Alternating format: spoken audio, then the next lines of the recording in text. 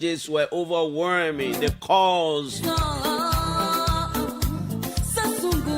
were too many. The checking, personally reaching out. I know not just to me, but all of us working here. You made us to believe that we're working for you. And this is a cause we're committed to. Thanks to all of you, man. 2 weeks being down. Thanks to our bosses. Thanks to the technical team, Joseph Alazise, McDonald Shankar, Eddie Pony. Thanks to Mr. Gay and Thomas Akwetelewe for everything you did, man. Thanks to the folks. I'm super proud. We are back heavier. Maybe you could say we are back the heaviest. We're back to stay. It's a pleasure this morning. Being here, working for you. Thank you for everything. This is the OK Morning Rush on 99.5. It's on the Monday, 3rd of November. The second to the last month of the year. First working day in a week. We are back. Oh, yes, we are back.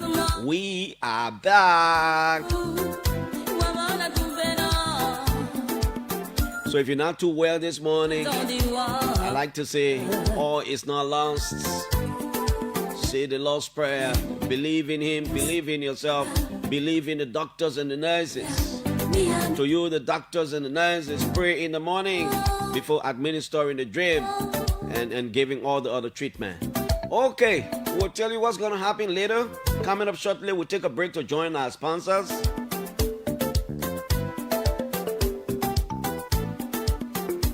And then we come right back here. My name is Clarence Jackson. Just call me in Piso. Call me in Piso. I'm going nowhere. We're here to stay. We're taking a break to be back.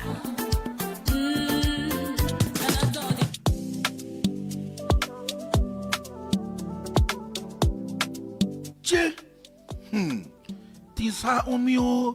With an emergency, how do I manage again? Portano, why are you sitting here just talking by yourself? Julie, I need money quick. I won't go find somebody to credit me. Then I will pay them as soon as I get paid with the more in. EcoBank can credit you, but the only thing you have to pay in 1 month, and the good thing, the interest are just 3%. For you? Yeah, just go to any EcoBank branch and you ask for the form to enroll you on their salary advance platform. When they give you the form, you fill it up and you make sure your HR sign it. Then you take that form back to the bank. After you carry it to the bank, they will send you a message to let you know that you're already on the platform. Then you can use the *326# and request for 50% of your salary. Instantly, you will receive it. Wow, just like that? Pray edit to more money, Judy. I'm going to the bank to pick up the phone quick. Yo, go get the form quick. In less than 1 week, you will receive the money. And what I like about it, and they can even ask you for collateral set. I go with there right now. No wasting time, oh. I'm not saying you must not go there right now. You must make sure you pay the bank money back. Hey, Judy, that you talking so, I will pay back quick so I can credit again. EcoBank not easy, oh. EcoBank, the Pan-African Bank.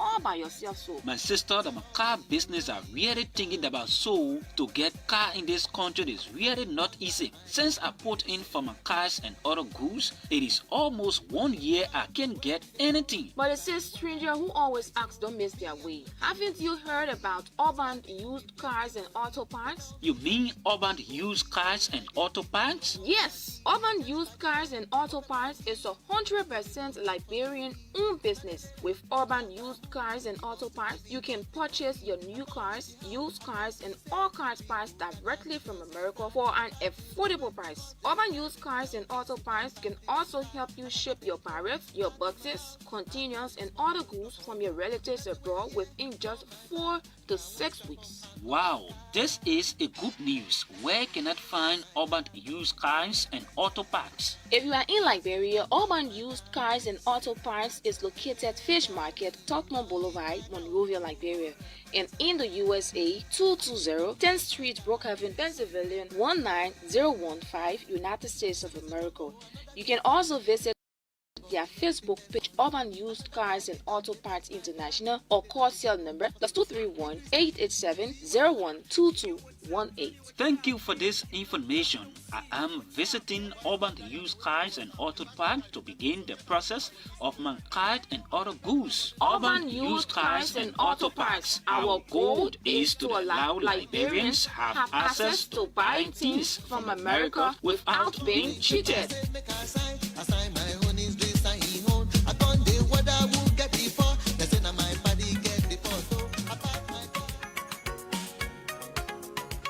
My boy, you know. Yeah. Hello, my Oma, how you doing? Flomo? Hello. Alright. You want buy some more, eh? Yeah, but way small. Oma, why the money you taking from your bag looking tear and dirty so? Oh, my son. People, you get hot, oh. Money na money. Whether you clean or delegate, say bar. No, Oma, no. We need to stop doing it here. You yourself, say the Central Bank of Liberia say we should handle and take care of our money in a very good way. Because this money is our country money. And for other or two. My son, let me ask you here. What you mean by taking care of our money good way? Oh, man. When I say taking care of our money good way, it means you must not squeeze the money. You might not write on the money, and you might not keep the money in your bra or in your wet place. Use wallet or small envelope. If we all take care of our money, the money can last long, and we not have to waste plenty of money to print new money. And say the government can spend plenty of money to print new money, and so. Oh, so you mean if we treat our money bad, the country will spend more, eh? Yeah, oh man, you're getting it now. And even against the law, for you to spoil the country money or to use the coins to turn it into change. Some people they're melting the coins and turning it into chains and rings. The CBL says if you spoil the money or melt the coin, you can get in big trouble with the law, yeah? Yeah. Hey, I never know that one day, my son. Hey, from today, I will keep my money clean in my waist bag because our money is our pride, my son. Yeah, oh man. When we keep our money clean, it can show that we respect the country and it will save the government from spending plenty of money to print new money. And say that money that the government can be spending to print new money can be spent on our hospital. It can be spent for us to buy medicine. And it can even help to build our road. I see. Thank you, Flomo. Thank you plenty, yeah, my son. Okay, man. Thank you for giving me all the good advice. I will be telling the other people to take good care of our money. Our money is our proud. Let's handle it with care. Don't squeeze it. Don't write on it. Keep it dry. Don't melt the coins to make chain or ring out of it. Our money is our proud. Central Bank says if you see anybody not holding our money good or they melting the coins, please call these numbers 0887 367 539 or 0772 289 013. A message from the Central Bank of Liberia, CBL.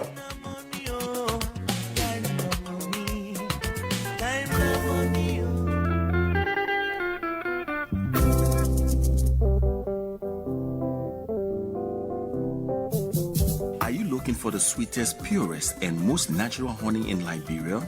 Then look no further than Gabriel C. Gwen Natural Honey, produced right in the heart of Neighbor County. No chemicals, no additives, just real natural honey straight from the hive to your table. It's the taste of nature. Once you try it, you will never go back. Want to start your own honey farm and see results in less than 6 months? Then contact Gabriel C. Gwen today. Call 0776 596 623 or 0886 596 623. Gabriel C. Gwen Natural Honey can be found on Link Street in Omesha, right opposite the Ministry of Public Works. Gabriel C. Gwen Natural Honey. Taste it and be the judge.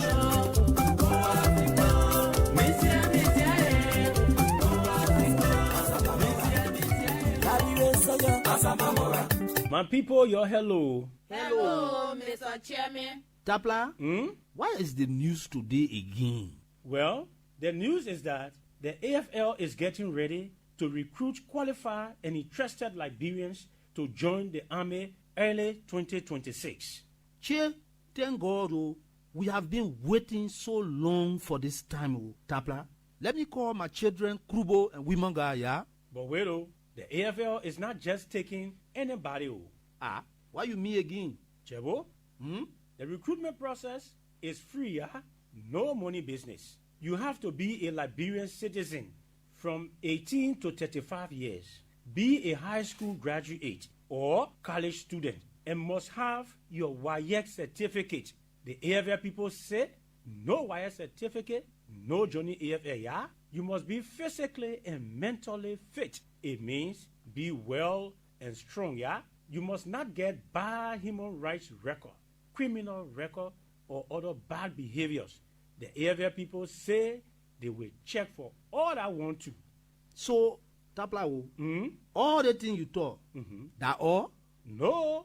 To prove your citizenship, the AFL people say you must bring your national ID card, voters registration card, Liberian passport, birth certificate, or certificate of naturalization. That one there. That the people who were not Liberian citizens, but they say they won't be citizens for Liberia, they get the document from the court. 2 passport size photos, white background, health certificate from any recognized health center. But it has to be within the last 3 months of your application, yeah? Any other relevant document you get, AFL people say bring a vocational certificate or diploma. Can't we? Wow. Then it means my children Krubo and Wimanga are qualified, yeah? But where will these children go to apply now? Chebo, the recruitment exercise will take place in 4 regions. The central region, that Monserrado, Crane-Bassa, and Magibi counties. The recruitment center will be located in Monrovia, Monserrado County. Then the western region, Crane-Cape Mount, Bomi, and Bapolu County. The recruitment center will be in Tottenberg, Bomi County. Northern region, that Lofa, Bong, and Nimba counties. The recruitment center will be in Banga, Bong County. Then in the southeastern region, there are Grand Jide, River G, Maryland, Grand Cru, River Cess, and Sino counties, yeah? Because the county is plenty over there, we will have 2 recruitment centers. One in Zedru, Grand Jide County, and the other one will be in Harper, Maryland County. But Taplao, you are my friend and brother, and you are a big man in the AFL. So I will recommend my children to you so you can help them enter the AFL. Whoa, Chebo, I want too big. AFL people say no recommendation, yeah? In fact, AFL people say you must be careful with any AFL soldier or civilian who tell you, say, give me money so I can help you to join the AFL. That one there part, that lie. AFL people say, whether you AFL big man or small man, if you recommend anyone, they will sack you from the AFL and disqualify that person, yeah? The high command of the AFL assures the public that the recruitment process will be strictly based on merit, yeah? A message from the Armed Forces of Liberia. Okay, a message from the Armed Forces of Liberia. Yes, the Armed Forces of Liberia will sometime before the close of the year begin a recruitment process to train additional officers of the armed forces. And guess what? The act was done by the 2 spokespersons of the Liberian Army, Mayor Jebo and his boss, Lieutenant Colonel Tapla. And I thought the guys did a wonderful job. Good morning to Major General Davidson Fayafole and his Deputy Brigadier General Theophilus Anto Dina, and the men and women in arms of the Armed Forces of Liberia. So the AFL will be doing the recruitment process. Mind you, if you think you can falsify whatever, you can do any bad thing with document and go there, trust me, the guys are so sophisticated, they will track you down. And, you know, at every level, they will check. Sometimes they come in to check to your community. They will not tell anybody they come in to check to your community. You will not even know that is how it is, because they want the best recruited for our military. Welcome to the OK Morning Rush. And once again, I'd like to say thanks to all of you who've been checking us on us. The other thing about it is sometimes some of the people who you think will really check on you are the people who didn't even call. They didn't even care to know what was happening. But we appreciate everybody who reached out to us. We appreciate all of you, the text messages, not just to me, but to Julius, to Trukon, to Blessing, to Fatu, to everybody. Everybody was receiving call. Everybody was getting text messages. People were concerned why we're not on the radio and all these kinds of things. There was a lightning that struck some 3 weeks ago. It really damaged us. It really, really, really damaged us. Up to as I'm speaking, we're still trying to recover from the damages that was incurred as a result of the lightning, but we're trying. We could not keep you in suspense. We could not keep you for too long. We believe by your phone calls and the messages and the concerns you express. You believe in the work we do, and so the team here thought, "Look, we need to do everything to come back on the radio." Thanks to all of you. Thanks to all of you wonderful people. We appreciate you. Let's go to OK FM 99.5 and OK TV on Facebook. Daniel Nyankonan is watching us. Biemba C. Dukley says, "Good morning." Ma Esserson SB says, "Good morning. I'm following live from O Road, Gay Town."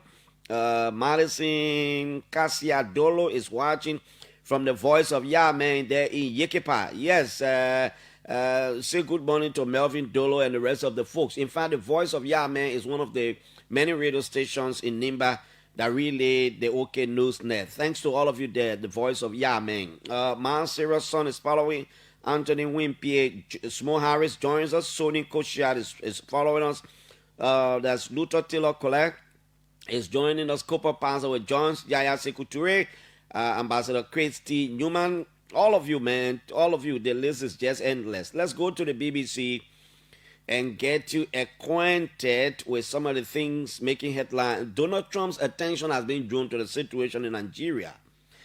U.S. President Donald Trump has ordered the military to prepare for action in Nigeria to tackle Islamist militant groups, accusing the government of failing to protect Christians. Trump did not say which killings he was referring to, but claims of a genocide against Nigeria's Christians have been circulating in recent weeks and months in some right-wing U.S. cycle. Groups monitoring violence say there is no evidence to suggest that Christians are being killed more than Muslims in Nigeria, which is roughly evenly divided between followers of the two religions. Let's go right here to Tanzania. The female president trying to pull the trigger over there. President Samia Suluhu Hassan has been declared the winner of Tanzania's presidential election, securing another term amid days of unrest across the country. Samia won 98%. That's more to you. 98% of the votes in Wednesday's poll, the Electoral Commission said. That's more to you. I understand some of the major opposition leaders were either banned or they were detained. She became president of the country when former President John Magufuli, P.L. Lubumba would say the Magufulification of Africa. When President John Magufuli died, she assumed leadership as president of Nigeria, like in the case of Goodluck Jonathan too. President of Tanzania, like in the case of Goodluck Jonathan in Nigeria. Welcome to the show. His Excellency the President. I'm not sure the President has returned. To the President, I need to check it up. But His Excellency the President and his entourage still outside of the country trying to make Liberia's case. And over the last 2 weeks we're now on, we've been following all the debates and different things on Facebook. By the way, we have written the U.S. government through its embassy in Liberia to provide us more information about this visa validity, the visa extension process, the policy. We wrote the U.S. government and through its embassy here. Let me just say we wrote the U.S. embassy here, and I expect that they will respond to our communication today or tomorrow. We are also asking or suggesting, or we have extended an invitation to see whether people from the consulate section at the embassy can come on the radio to provide more public education about the whole visa extension process, what it will mean for Liberian. Is anything going to change in the visa application process? Is anything going to change in the interview process? Because one thing I know is not going to be automatic that you go to the embassy for visa interview, meaning you will get the, I'm sure they're going to follow the same processes, but it's good. So we officially wrote them in the midst of all the public speculations and everything we wrote in the embassy. We are waiting for the results of our communication. Then we'll let the public know what's going to happen next. But generally, I've always said, there are times in the history of the country where we should just do away with politics. Do away with politics and speaking in context, right? When it is about good thing for the country, no matter who's president of Liberia, no matter which political party is in power, we should celebrate certain things, not because of where we found ourselves as politicians, and I'm talking about the politicians, but where we found ourselves as citizens of a country called Liberia. For anybody to suggest that an extension in the U.S. visa process is nothing and we should not listen to it, we should not celebrate it, then I think the person is being more political than patriotic. Because it is something to celebrate. And that is the reason why I'm requesting, and I have written the U.S. Embassy to see whether people can come on the radio to explain the function or the importance of the different visas, the B1, the B2, and all these kinds of things, so that they will come here and provide clear-cut explanation, other than all of us just speculating. But on the surface, it's a good thing. I also want to know from the embassy whether it's a new policy, whether it's been approved by State Department, all these kinds of things. They will respond. But let's take a face value from the statement that came from the government. I think it's a good thing. Many times, do you know sometimes they used to give people 3 months visa and all, sometimes 6 months. Some of us have always been privileged maybe to get 1 year. Others have been getting 6 months. Others have been getting 3 months and those kinds of things. So if they extended the process to, at most 3 years, and somebody said that that's something, these things don't come from the blue sky. It is also a sign of the U.S. government's renewed commitment in the government of Liberia under President Joe Boakai. That's what it means. It's a good thing for foreign policy. When we say here that, look, others were arguing about the whole thing about the United Nations Security Council non-permanent seat. These are some of the benefits, and more benefits will come if Liberia can just leverage that seat and explore additional international opportunity using different diplomatic channels. There are a lot of opportunities that will come for the country. Right now, you are in the room. That's why we always said, you are in the room, so nations around the world will come to you. Different nations have different pressing issues to raise at the level of the UN Security Council. They are not in the room. And so you are in the room, so they will come to you to use you to raise these issues for them. You think it's going to be free? It's not going to be free. This is where negotiations will come about. You want me to, it's a give and take. You have the capacity to do certain things. I'm not going to, we got to discuss it. But the point I'm making is that Liberia now is seated as a non-permanent member of the UN Security Council. A lot of things will happen. One other time before we went off the air, I was telling you, I said, are you watching the situation of India? The way India is getting more and more and more into Liberia, whether it is about the Indian embassy here, the Indian government through its embassy here, sending Liberians to India for different 1 week, 3 months, whatever trainings. Are you seeing the way India is trying to engage us diplomatically through its embassy here to explore a lot of opportunities for us? You think you think it came out of a blue sky? These are the benefits for sitting on our global stage. And as a Liberian, I'm happy. I hope Her Excellency, the Minister of Foreign Affairs, And other sector ministries and agencies can use this position to explore more. We have not even gotten seated. We will get seated January of next year. We have not even gotten seated. Imagine if we get seated, we set up a whole secretariat, imagine what it will mean for us. We can make breakthrough from this, so it's a good thing. It's a good thing. Yeah, like I said, the extension in the visa process, it means the fact that you apply for American visa, automatically when you go to the embassy, they will just give you the visa. That's not it. I'm sure you will go under the very same scrutiny you stay used to go on. In fact, I was just telling somebody, it might even be tough, more than ever before. Imagine they were giving 6 month, 1 year visa, right? And people were being denied at the level they were being denied. In the event it was extended now to up to 3 years, it means they were tightening all the scope and put in place real measures.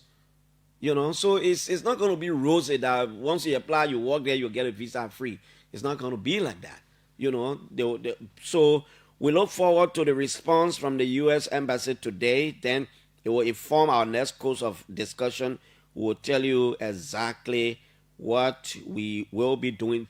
8 o'clock this morning, Nima County Representative Nenke Gay will be here. He is the chair of the Committee on Foreign Affairs. It will take us up to 9 o'clock. 9 o'clock, former Speaker of the House of Representatives and Grand Crew County Representative, Councilor Janito Fonanti Kofa, will be here as our guest. We'll talk about the CDC building project and other things we'll discuss with Councilor Kofa. He will be here as our guest at 9 o'clock. We will talk about the Oranto oil deal and the different posts he's been posting on social media, making his position clear. The other time I told you there was a new political party on the block, and that party would have been headed by a former Minister of State. I was referring to Wisse Blamo at that time. I think they're still canvassing. In fact, they had their convention. They now have a leadership. They are waiting certification from the National Elections Commission. By the time it is done, I'm sure I will bring Wisse Blamo on the radio and you will see. It's called, the political party is called the Liberia Alternative People's Party, LAPP, the Liberia Alternative People's Party. Now let's go to the Ministry of Commerce. While we're on the break, there is a situation at the Ministry of Commerce that people may necessarily not come out to speak about. I'm talking about people in the employ. But I know some officials at the ministry are not happy. My sources are putting me under the impression that there are a little bit of disagreement there. Some of the assistants and deputy ministers are not happy about some almost $500,000 that the ministry through the council of the Monrovia Industrial Park is requesting. They have approved for that money to be used to do some work. People at the Ministry of Commerce, where Madam Madeline Dagoza sit, are not too happy about it. I got this information and I've been doing a little bit of investigation. We'll talk about it today. And tomorrow we'll talk about a portion that has to do with the company to be, that have applied and all these kinds of things. Now let's go. So at the Ministry of Commerce and Industry, there was a resolution of, it's called the Interagency Advisory Board of the Monrovia Industrial Park. The Interagency Advisory Board is a board that is a composition of different ministries and agencies. They met and they signed a resolution, and I'll tell you some of the things we are finding out, and we are the moment they started our whole discussion about the usage of $400,000 or almost $400,000+, we started tracking it. Right now, it's creating a little bit of confusion in us. They're in their own WhatsApp group. Some people are not happy. Madam Minister thinks that she's done nothing wrong and all these kinds of things going on. This is the resolution. Whereas the National Legislature in February 1966 created an act authorizing the exploration of certain parcels of land, Monrovia Industrial Park, lying between the Monserrado River bridge and the access road to Gardnersville on the north side of the Bruce Island Pinsville freeway and extending for a depth approximately 80,000 linear feet, originally covering blah blah blah blah blah. Whereas over the years, the Monrovia Industrial Park has experienced significant encroachment by squatters, which undermines its viability as a dedicated industrial zone, thereby significantly reducing what was once blah blah blah blah blah industrial zone to just 200 acres now, hosting small and medium scale manufacturers producing items like nails, flour, blah blah blah blah blah. Whereas the MRP was previously managed by the National Investment Commission for several years as part of its mandate to promote investment and industrial development in Liberia. Whereas in 2017, President Ellen Johnson Sirleaf, through an administrative regulation, officially transferred oversight of the MRP from the National Investment Commission to the Ministry of Commerce and Industry as part of the government's broader effort to streamline industrial policy and better align manufacturing development with Liberia's commercial and trade strategies. Whereas it's a long process. Whereas let's go now. Therefore,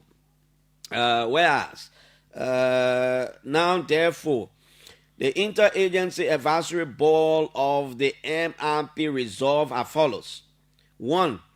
That the proposed annual budget shall be revised to cover a 3-month operational period, last quarter of the fiscal year 2025, to align with the government of Liberia's budget cycle with priority funding focused on 3 immediate interventions: A.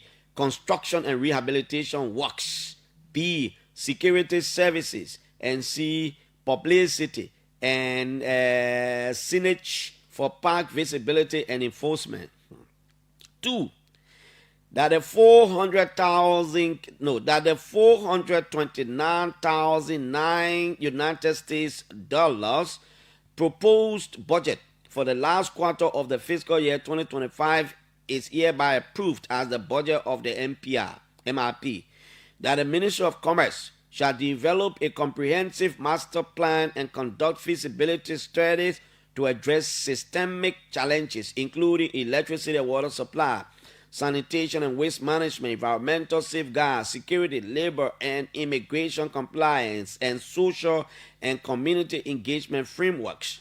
4. That the Ministry of Commerce and Industry shall develop an aggressive encroachment mitigation plan, including the engagement of a private legal practitioner to support recovery of encroached land. That the Ministry of Commerce and Industry shall fund a private developer to manage and expand the park under a public-private partnership or build, operate, transfer model. 6. That the Ministry of Commerce and Industry shall circulate copies of the administrative regulation on the MRP to all board members to reinforce understanding of governance, compliance, and operational rules. Now, this is a resolution the board signed. These people signed. The Minister of Public Works, the Minister of Labor, the Minister of Justice, member, he signed. National Investment Commission signed this one. The Liberia Chamber of Commerce signed. Environmental Protection Agency signed. Liberia Revenue Authority is a member, signed. Minister of Commerce, the chairperson, signed. Liberia Business Association signed. Minister Augustine Kwe Gafwan did not sign. Now, the board approving some $400,000 to do some project at the Monrovia Industrial Park. I got inside information that in the first place, this was probably the first meeting of the advisory board, and people thought it was so why the rush to sign for the use of that money, especially when the budget year have got just 2 more months. Well, maybe that's not a crime. Then I wanted to know, because I kept getting information that most of the people who attended the meeting, who signed this thing, sent process. So I wanted to know what happened. The first thing I wanted to know, unfortunately, I did not reach out to him. I like to be honest. I wanted to know why the Minister of Finance did not sign this resolution, and whether he was process, and why didn't the process sign. I reached out to the head of the Environmental Protection Agency. He confirmed that he signed. I reached out to Minister Giddings, Lafayette Giddings.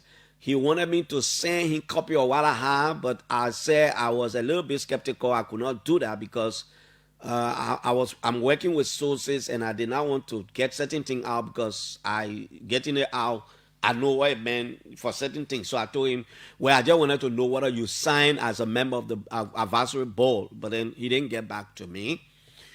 Then I reached out to Double Jala, because my sources informed me that, in fact, the LRA was doing a communication that they were not part of any such signing.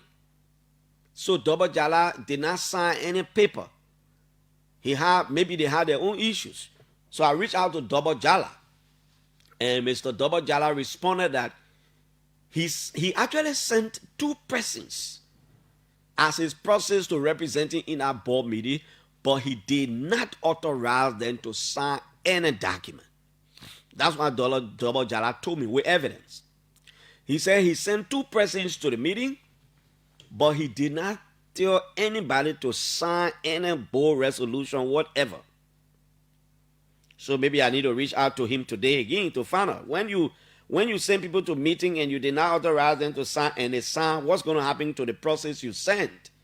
Because to prove that you did not tell them to sign and they went and signed, I think to take some action. So Double Jala is saying he didn't send anybody to sign, although people signed, but Augustine Kpehe Gafwan did not sign. And I understand the Minister of Commerce wrote the PPCC for a no objection to go ahead, and I'm sure the PPCC is going to use its own, the PPCC process is a whole process. They're going to see whether it is the right thing to do or it is not the right thing to do, and all these kinds of things. But we are following the process. There is a company, there are a lot of companies. There is a particular one called the Whirlpool Construction Company. We are following it closely. We just want to let you know on the surface that we are following all of these things. There are a lot of things, even as I sit, still getting tip-off from the Ministry of Commerce. It seems people are actually not happy. I don't know why. People think it is late. I mean, the last 2 years to use that kind of money is a huge money. Why they rush? And, the minister believes she's done nothing wrong as long as she's in conformity with the laws and all the kind of things she's so. But I'm closely following the process. Minister Kopokra, I reached out to him. He did not respond to my WhatsApp message. I wanted to hear from him.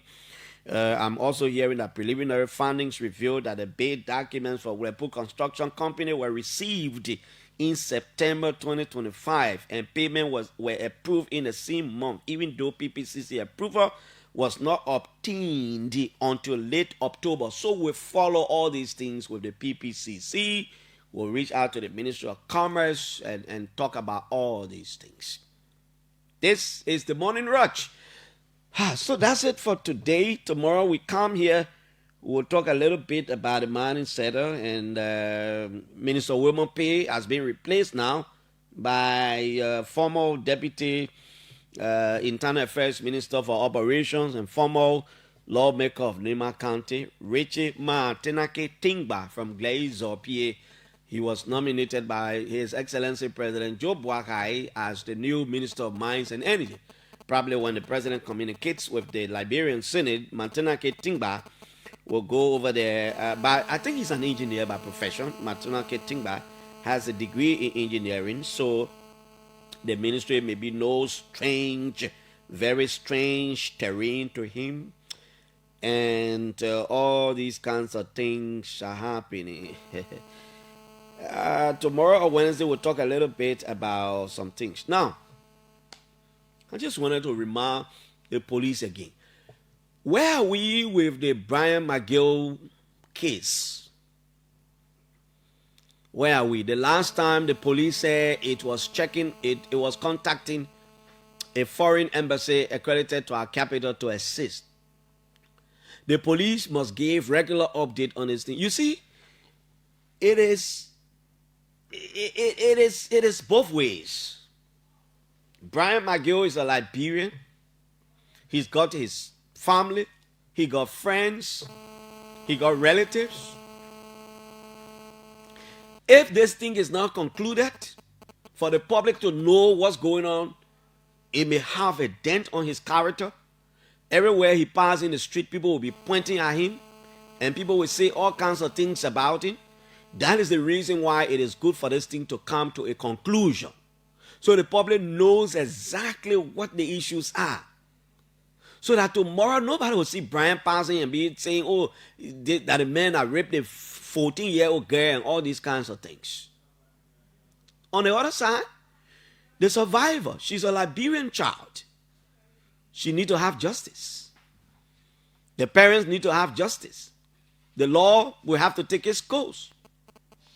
That is the reason why the police should give us regular update, and it should not be maybe every time we can't talk about it, then the police come and issue one statement and have press conference.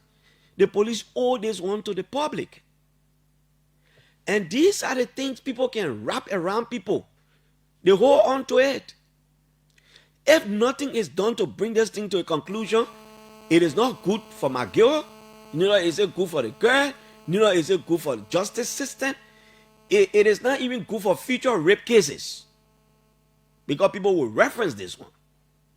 So Colonel Gregory Coleman and the higher ups in the police force, you owe it to us. You must tell us at least every week, say something about it. Let's follow this process. And I insist, we should not convict Brian McGill on the basis of whatever, and we should equally not acquit him on the basis of whatever. Let's wait until the law further decides. So up to now, the whole government of the Republic of Liberia, you're still telling all you ain't know who been in the villa for ya, or must shut up. When the current Minister of State went for confirmation, he was engaged, and he said he knows absolutely nothing about it. It is about the reputation of the government. I think you're playing with. It is about the integrity credential of the government. The government needs to speak to that thing. Whoever is building that thing in FOIA, whatever it costs, the government must speak. And if you people think everybody will just shut up and become conspicuously silent, and people will not forget, we will periodically remind the government, because nobody is supposed to jump in the country and build that kind of structure. And the government of the Republic of Liberia say nobody know anything is not possible. Somebody should explain something to us. And that is the reason why I thought the president would take that thing seriously, to ensure that the government comes out clearly and explain to people. Remember, one of the things that ran through and it became a very major discussion point in 2023 was about George Weah building condominium. I think for the now, whatever the number is. From the day that thing was delegated, that thing started on former President Weah, that he just took over as president of the country. He built condominium for himself. That thing lay with that ball. That thing lay with George Weah. In 2023, it was a major campaign discussion. The CDC could not escape from that thing. You need to tell us about the FOIA thing. Okay, so when I get the results from the U.S. Embassy today, I will let you know. But we'll want to bring some of them on the radio to talk to her. But I think it's a good thing as far as diplomacy is concerned. We gave this one out to the government. The government has done well on this one. You know, they've done well on this one. If people are privileged, people are lucky to get a 3 years visa, is a good thing for our country. For America to do those things, it means they should have some level of they should have some level of trust in the country and the government and the administration. These things don't come easily. Let's go to the lines and take some calls. 0777 700 9995 555 995 995. Let's talk about some of the issues that matter to Liberia. Good morning. Good morning, Karen. Good morning, sir. My name is David Kuyenangu, and I called this morning for my residence in Doe community. Karen, thank you for the presentation, and thanks for thanks that the station has returned. We are praying. I am just hearing that the Liberia National Police, as it were off 2 weeks. I'm here that the LMP cleared Brian of any wrongdoing. He is a free man now as we speak. That's what I'm hearing. Okay, thanks to all of you. That's the new information I just got. So the Liberia National Police has cleared Brian McGill. He's a free man now. Apparently, there is no evidence to link him to the commission of the crime. So that one, in the future, anybody that will say the man raped, somebody will come on and say no. He was investigated and the police cleared him.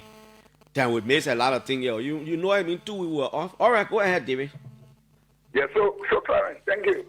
You know, regarding the issue of the visa, Clarence, I think it's a significant strive by the Liberian government to achieve the 36 months visa agreement. You know, when I listen to others wanting to honor it, that achievement, I somehow wonder because it speaks to the maturity of the government. One of the things, Clarence, that led the issue of visa, people being denied visa, consistent in the country, was the manner how our passport was being handled. You were saying this time when individuals criminally sold our passports, criminals had our passports, flying our passports throughout the world. So people are somehow skeptical about the manner of form. We were issuing passports and things that enforce our passport regime. So now that we have a very credible government, a government that seems to be very transparent, progressive, and what have you, you will see significant changes in different respects. So the issue of the passport regime is another significant strive achieved by the government, and we are. Thank you, Chief. Let's talk to other callers. Hello. Yeah, good morning, Mr. Jackson. Good morning, sir. My name is Julius Andrew. I'm communicating to you from Louisiana Township, Upper Caldwell. Yeah, Julius. The moment you can get land dispute in a play. Oh, yeah, it's rampant, and especially when one citizen, he will and said to another person that you had yourself, and we always see it around here. But I think the authority need to take seize of this matter. Yeah. I mean, before you go ahead, when I say, you get that ball hard, I didn't mean to disrespect former President Weah. You know I will not disrespect the former president. Sometimes you just speak in context. When I say, you get that ball hard, I was not being disrespectful. I just wanted to make it clear. Huh? Yeah, go ahead. Yeah. Okay, Mr. Jackson. To the point, thank you for such a fascinating topic this morning, especially when it comes to the issue of the image of this government, with the issue of Brian McGill. I have a little daughter here. You talking that thing, the essence of justice. Mind you now, no one accusing him, but to be vindicated is for the government to seize the matter to come to a logical conclusion. I'm a full supporter of Unity Party. And even but what other conclusion if they say the police has cleared the man, because the police can charge before it goes to court. So if the police clears you, it means you're not going to go to court. There were now cousin Greg got to put his foot on the ground and be a man enough to do the due diligence, because this thing has an effect. It has negative. We will celebrate. But what due diligence now? If the police clear the man, what due diligence you talking about? Maybe except there are additional emerging evidence that will come about. But for police to clear, it means due diligence. But they say why good for the good for the gardener. So if other people will not be treated the same way, because mind you, the law is blank, just sticker. Okay, thank you. Hello. Hello. Yeah, do we have you? Let's hear you. Yeah, this is Rick Cooper calling from Barnasville. Okay, Cooper, let's hear you, man. Well, you see, there's something that this government or the Unity Party government continues to do. For every time they go through these kinds of cases, they will not come off, leave it hanging. They did it with the former chief justice. Today, we don't know who killed that alligator.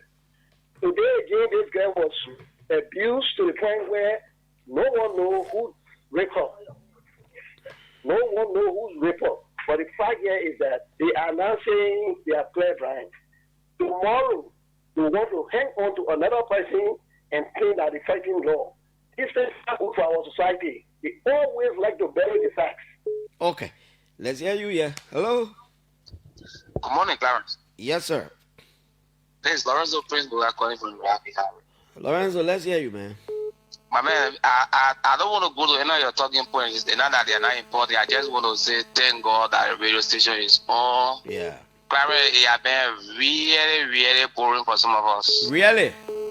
I'm not joking, Clarence. For the past 2 weeks plus, Clarence, when you came on the last time when you did the test broadcast, I was excited. Unfortunately for me, not knowing you're going up for another 1 week again, and I got seriously damn program. I'm joking. My man, the level of damage that was caused here. I know, we understand that. We understand. Yeah, no, I've been reaching out to some other people, and they said, oh yeah, there's a situation again. But again, like I said, we praise God that the station is back home, and we hope and pray that every evil arrow that is pointed toward our station will go back the way it coming from Clarence. Yeah. I'm not joking. On a very serious note, we really sincerely admire the station, and we hope and pray that this time around we'll be on the air as long as possible. And thanks to your bosses for the intervention and all the technicians that played their part as well. Yeah. And thanks to the management as well. The technicians. Thank you so much. Thank you.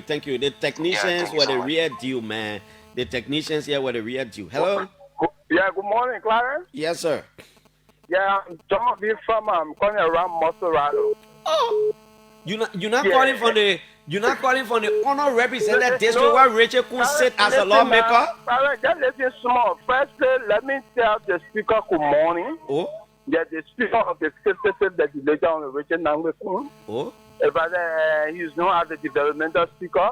Oh, the man are developmental man. Including his COF. But here's the issue. Maybe you are not aware. Please try to send your journalists to district number 11. In fact, our football field now, as I speak to you, will soon have a carpet. Wait.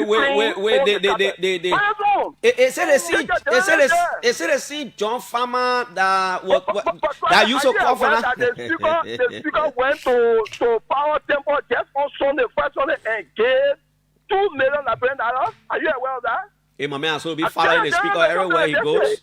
But the thing is, except you want me to give it back. Hello? Go ahead. Hello? Go ahead. Yeah, except you want me to give it back. You know, one person like our man from they should want around Conway inside Louisiana there, they told us how to give it back. But no, giving is good, and you are a good giver. But last day to end on this note, I've seen the secretary man who said he can't talk all. Referring to Gila as color ball. I managed to play. No. I play behind the scene role already. Nothing. Okay, thank you. I'm a behind the scene guy. Let's see John Farmer. I used to criticize Richard Kun. The man say Richard Kun is a development hero. Good morning. Good Clarence morning. Good morning, man. Good morning. Yeah. Begin you check on me, sir. Begin check on me.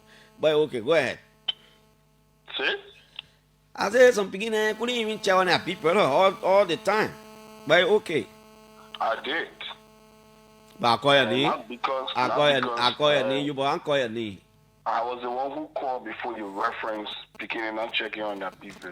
My man, I beg you, go ahead. Even when you posted, every time you posted, I commented. And I, not because you big brother, I'm your uncle. Yeah, no, go ahead, uncle. So I have taken a break from politics. I just want to say welcome back on the airway. Liberian miss you. I miss you. I know. And because OKFM has been and is credible, balanced, and accurate. That's what happened when you possess those characteristics. So you see, it became boring for many of us. I know.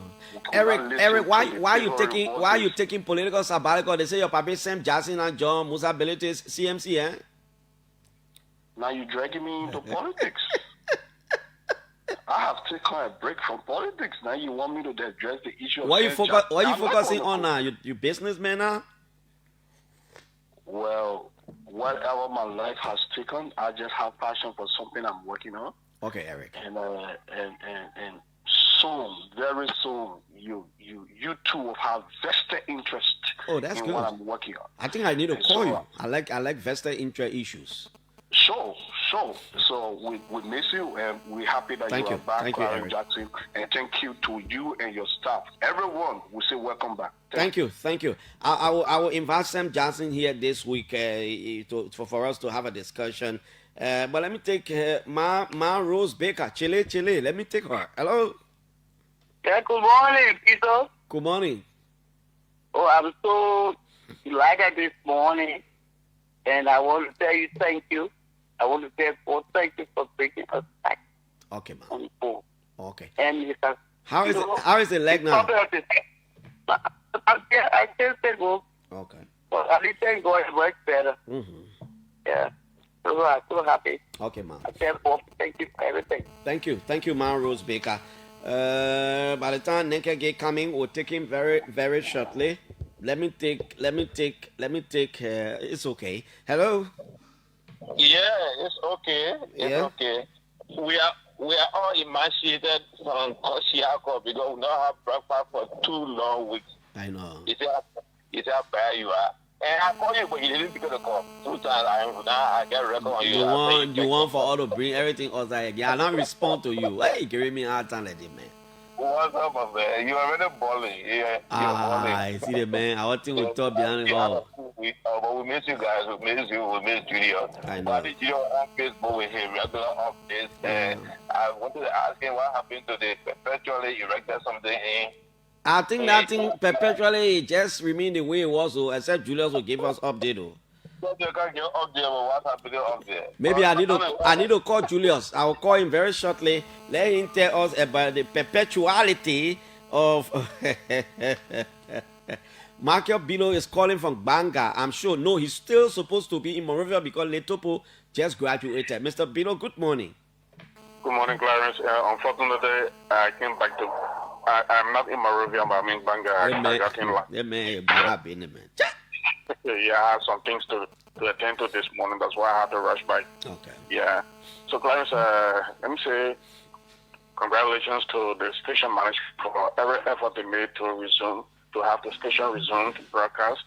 And like others have said, the past 2 weeks was very low, boring for many of us who objectivity, and objectivity is where FM fans and stuff, and I will say thank you guys for the great work. Thank you, Clarence. Thank you, Mr. Michael Bido. Thank you so much. Representative Nenkege is here. We'll take it very shortly, but not until we hear from this caller. Hello. Good morning, Clarence. Good morning. Yeah, sorry for the feedback. It's okay. I don't know. You sounding like you're sitting somewhere far from the phone. Yeah, I think I'm better. Okay, now. no, you are better now. Very, very better.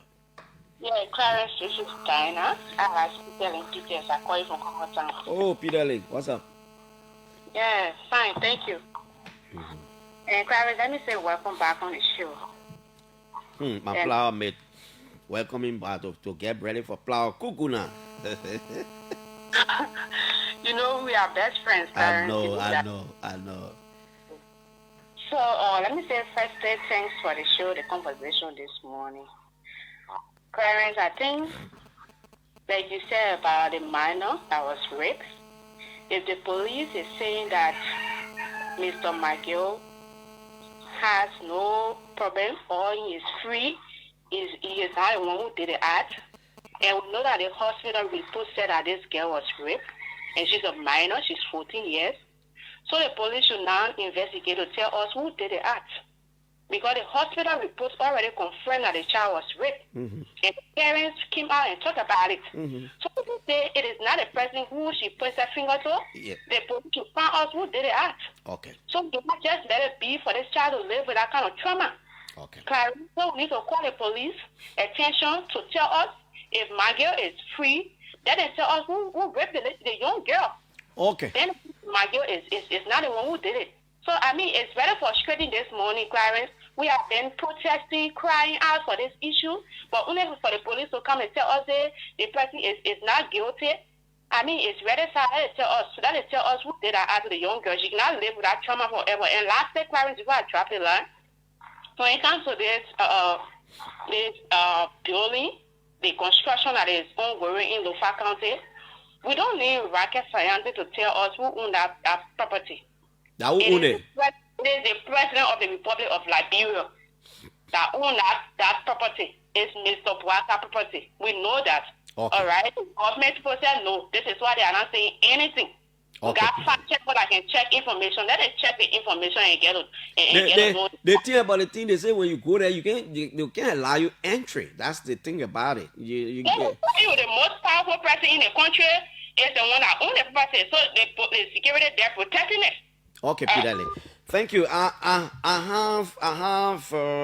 have my small brother and my colleague. I have respected journalist Julius J on this line. Deconti, good morning.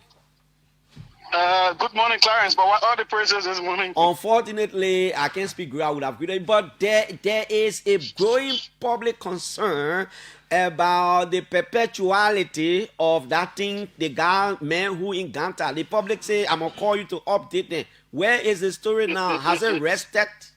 Let me say thanks to you and to the management that we are back on.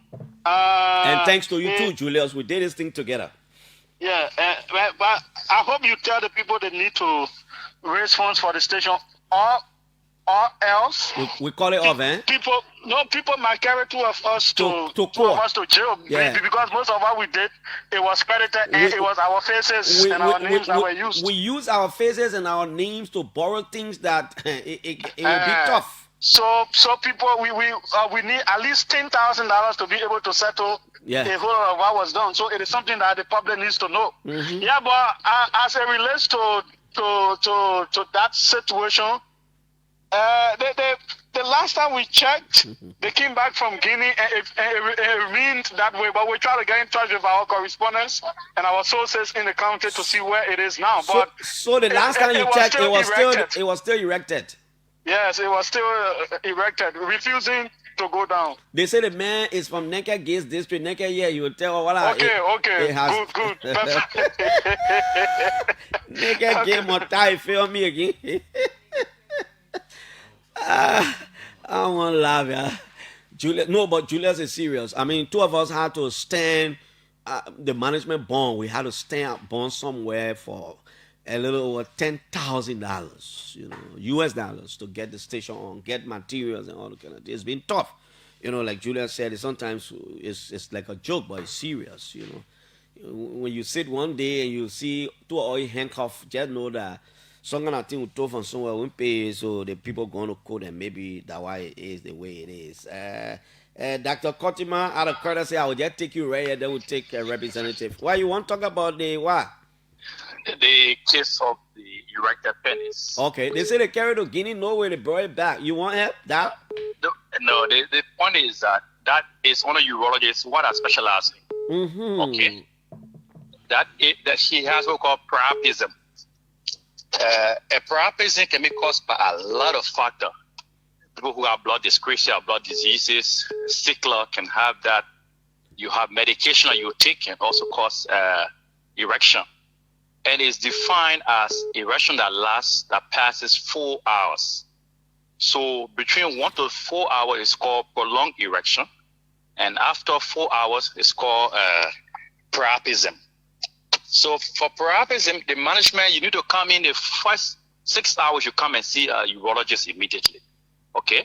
But then that guy, we need to talk to our correspondent in Ganta so the guy can come see you. There's nothing much we can do at that stage. We'll still examine it. If he doesn't have any pain, in fact, when they posted it on Judas' chat page, I wrote on that page to come and see us immediately at JFK. It has nothing to do with going to Guinea and here and there. There's a surgical management called distal shunting. We're supposed to do it for him immediately. we have to do it for all the patients that come to JFK. He's not the only one. I have a barrage of cases like that. Okay. Oh, wow, that's so good. This is a strong thing for it, yeah. That's good. So, but now, if you delay, then it leads to what fibrosis, then the penis get very hard like a wood. We don't even want it to lead to fibrosis. But it has already happened because it has passed more than 72 hours. Oh, that thing go more than 2 more now. It's only 2 hours you're talking about. So, if it passes on 2 hours, you will not do. But the best is to come and see a urologist because one for counseling and the options available. Like being that prosthesis like that. Thank you. We are JFK here. Come and see us. Thank you so much for the opportunity. Thank you, Dad. The team been standing in defiance of everything over the last 3 months. Just standing. They carry Ganta. They come by. It's standing. And that's only 2 hours that I'm talking about. Representative Nenke Gay is here. He's our guest this morning. Representative Gay, I like to always say good morning. Welcome to the OK Morning Rush. It's good to have you, man. Thank you very much, Clarence. Thank you. And myself, I didn't know that OK had a technical problem. And it was just yesterday I got to know. And thank God that you people are back. Yeah. Thank you for everything. How is your district? How are your people? Well, my people are okay. And I came from the district yesterday. We had a big rally for the United Liberian Church at the Campley region yesterday. So the COS from the Vice President office and I had to drive there yesterday early Sunday morning. Make sure we participated in the rally fundraising program, and we had to come back yesterday. At least we returned safely, and almost every weekend I'm there. Last week I also there for the induction of the commission of the administrative district. My district had 2 administrative districts. They are Yame and Gbe. So the last weekend was the induction ceremony of the commissioner from the Gbe administrative district. So I had to go to attend the program and I returned. So, and I'll be going also on Friday. I've intended having a meeting with some young people in the district. They have been raising some concerns. Okay. So we need to go to address it. And moreover, I was not able to reach Yekepa yesterday, but there's a little problem in Yekepa. What happened? AML had decided to do some renovation, especially to Area B and other areas in Yekepa, and they are written an eviction notice to the occupant of that particular place. So they've been also calling me. We'll talk about that because we're coming to talk about AMA issue. Yeah. We'll talk about it. So. But you are a member of the Inland Church, am I correct? Yeah. Okay, that's good. Yeah. What is the church broke ground to do? What do they want to do?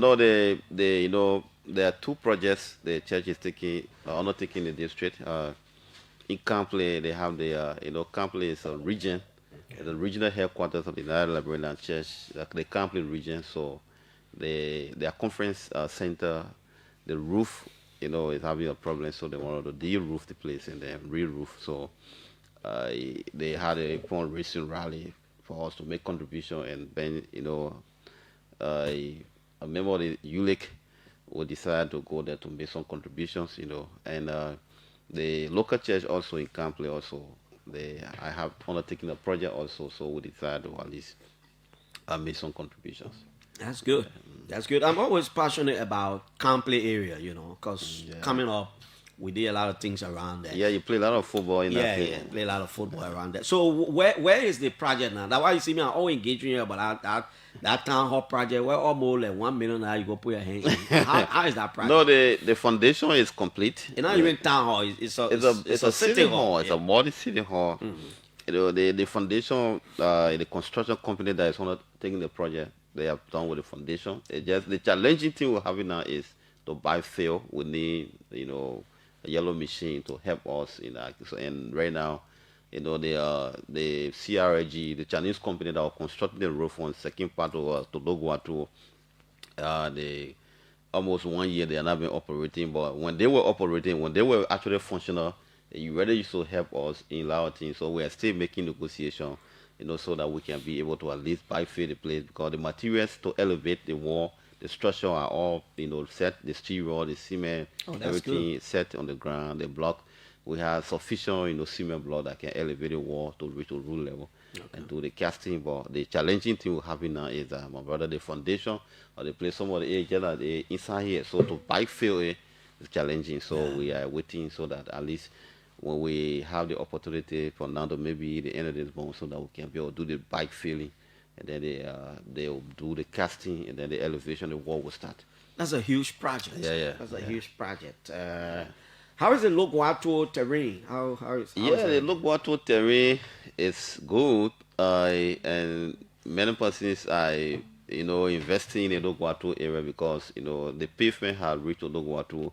The only challenges we have right now are the bridges, along the road from the second park corridor to Logwato corridor. The construction company, the project actually would have ended last year, December 24, but because of some other issues, there were two banks that actually the contract they would have provided the funding for the road construction, but the African Development Bank fulfilled its portion of it. But then the European Investment Bank, there was one NGO guy who went and wrote a very bad report on sexual abuse, bad labor practice executed by the company. And then, those people, the human rights issue, when the people got to know, they said that they cannot release any funding anymore. But then we've been engaged in public works, and I think the last meeting we had with them, they assured all that the road pavement project will resume from now to the end of the month or early December. So that's good. Are you doing any? Are you personally or working with the Ministry of Public Works, doing any road work in Yamen? I'm just imagining that whole place from Yamen issue. It's a dedicated issue. We have been constructively engaged in ArcelorMittal. The last time, when I went there, there was some challenges on the road, and the last time when I was called between leaving Kala, branching to Lugbe, the road was very bad. Lugbe had a clinic, and then to transport to transport patients from the clinic, from the local clinic there to the Yekepa, hospital, actually challenging. And we engaged ArcelorMittal. At least they were able to put crush right on the road. It's plywood now, and so this dry season, we are robustly engaging them so that they can be able to at least do major intervention from Lugbe to Benton Way, Blowley, from Blay all the way going to Kinong, Boni, to do all these things, because we cannot have the area, especially where ArcelorMittal is operating, to be the road to be deplorable. That's also too. You have a huge district. A very, very big one. I'm imagining from Logwato to Yekepa. No, not Yekepa. Just say Blowley or Boni. Blowley. Because Yekepa is still, but you got Yekepa to go all the way. Dule, Zwale, Yolowi, all in your district? Yeah, I went the last time in Dule. My predecessor was constructing a clinic in a place, and since the election 2023, the clinic condition is very deplorable. So he did a good job, and so you I went there represent a huge time. area. You represent from Africa border to Guinea border. Yeah. So the last time I went there, had a meeting with the Dule people. When we did the assessment, so we are looking for funding so that we can be able to at least send some materials for the completion of that clinic. Because go imagine from Dule, Dule is almost between Cote d'Ivoire and Guinea. So the distance from there, the nearby clinic and that whole terrain, Dule Zwale, is a huge billabong and pepper producing area. Yeah, planting, billabong, Edos, everything. So the soil is rich. Going to Seton Tour, and other places, Kitobagle. So from that place, the nearest health facility is in Guagoto. So you gotta drive from Dule, get to Yantu, get to Kule, then branch to Guagotu. And currently the road from Kule to Guagotu has been very bad. And the special assistant to the vice president office, Mr. Edwin Cordell, and myself have been working together. He started a project. Yeah, I think he's from Guagotu, right? Yeah, he's from Guagotu. So I had to, make some contribution. They go on weekend so that the road can be, because it's challenging.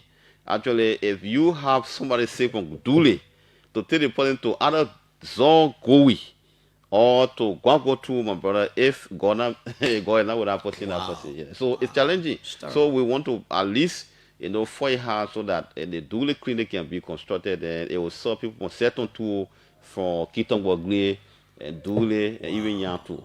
And from Yantu to Dule, also a far distance. So my brother, the interior part of Liberia, my brother, our people are really, really, catching hell So the road from Zol, go Zol Tapa all the way into my village is almost closed. Yeah, you can pass there to get a Graffi. No, I mean the road to get a Graffi, pass a village. There used to be a road from Zol Tapa, exactly, passing the East Nima Nature Reserve, going to Graffi, but the road is locked. That's the way. That's the area, you know. They back Africa, Africa Meta, the Mobile, you know, right there. They're trying to, you know, the last time they had a camp there. But Mobile is right, man, village. Yeah, okay. So there's a plan also to engage AML to, you know, to construct, to rehabilitate that whole road from Zol Tapa, because that's a shortcut from when you come from, you know, Zolway. That's a shortcut to get to Yekepa. Instead of going to Second Pi, going to Zolowi. Yeah, you just take that road, get the Graffi. Get to Diagbala. The road we're using during the war time, you know, we just used to pass there, going Guinea, you know. So okay, let's move on and talk more about ArcelorMittal issues. So the Nima Legislative Caucus are still to be corrected, with the exception of Senator Samuel Koga, because I didn't see in any of your photos. You met with the president. What did you talk about? Yeah, so why wasn't Koga there? Yeah, I think the last appearance I made here, I think I constructed some, you know, some other statement and creating the avenue opportunities for us to have a dialogue and negotiation as the matter. And based on that, we all sat down and said, yeah, gentlemen, we cannot continue to be on the Facebook and continue to be on the radio. We have to make our position clear and have them highlighted, you know, in black and white, so that tomorrow history will judge and say, oh, the one thing was happening besides the Facebook page, you know, Facebook posts the guys were making. What did they do? You know, what intervention did they make? What, you know, issues did they project, you know, in the best interest of the Nima people? Because we represent the people's interest. So on the basis of that, we had a series of discussion after the Meta came. We met. And what we did was that we did our... So you had two separate meetings. Yeah, one with ArcelorMittal and one with the president. Because the first one we had with ArcelorMittal, the issue of compliance, we highlighted one on the other on one column, and the issue of the renewal or maybe the new MDA. What are our expectations? What do we expect ArcelorMittal to do? You know, and the compliance issue. What the government library ArcelorMittal agree in the MDA that have not been executed or implemented by ArcelorMittal. These are the compliance issues. We listed them in one column. And then the other issues that had to do with our expectation. What do we expect? What are the Nima people expectations? What do we anticipate ArcelorMittal in the new, you know, arrangement? So we also highlighted them. And we made them to understand that we have to give people timeline so that the compliant issue, the non-compliant issue, people can be able to comply with this issue in the specified period of time. Was Senator Twine in the meeting with AML? Senator Twine did not come because he approved, you know, his participation, but then he had a trip to South Africa, you know, so he could know what it is. I think. So he and Francis Dopo. Yeah, in South Africa, so he could not attend the meeting. And then Senator Koga also received an invitation, you know, to attend, I think, the induction ceremony of the Nima students in Rwanda. So he was not in the meeting, but other than they were all aware, you know, they sanctioned the meeting and they approved the meeting. So did ArcelorMittal agree on some of the issues you raised with it? Yeah, they agree, and some of the, you know, issues that we, you know, they had not really, you know, been actually implementing. We told them that these issues are this, and they said, yeah, it's true. We have our fault, you know, we are fault of some of these things, and we are going to do them expeditiously so that we can meet up with the timeline. And then we agree. So what we did, and afterward, you know, the vice president, too, while he's still a national figure, is our brother also. So we had to also have a meeting with him to brief him on the outcome from the ArcelorMittal meeting. And we started to discuss, and from there was a proposal made that, you know, we should do everything possible so that we can be able to, you know, catalog some of these issues that we have as caucus that represent or reflect the views of the Nima people, to present them to the president, and then copy to the president, from the president, the interministerial committee on concession, and NRC and other people. So that, and besides that, we have an engagement plan. So what we have done is that while it's true that we have met with some of the higher, you know, people in the echelon of power, and then we have presented the document to them, it's also important to also have engagements with Nima stakeholders. Mind you, if we don't do that, you know, we'll receive some latches tomorrow that, on the basis that why you people, you know, we sent you people there, And what the kind of critical decision you were about to make, you didn't consult us. So what we are playing as caucus is that in the soonest possible time, by this week or early next week, when we, govern us on funding, we're going to go back to our respective districts, the 3 affected districts in Nima and all the other districts in Nima. We're going to have, stakeholder meetings, to be able to unveil what we have cataloged and presented to the president. We're going to present them to them so that in 2 phases, the non-compliance issue and what are we anticipating the new MBA, so that we can be able to inform them officially that these are the decisions that reflect the views and aspirations. What did the company say particularly about the road from Sanikore to Yekepa?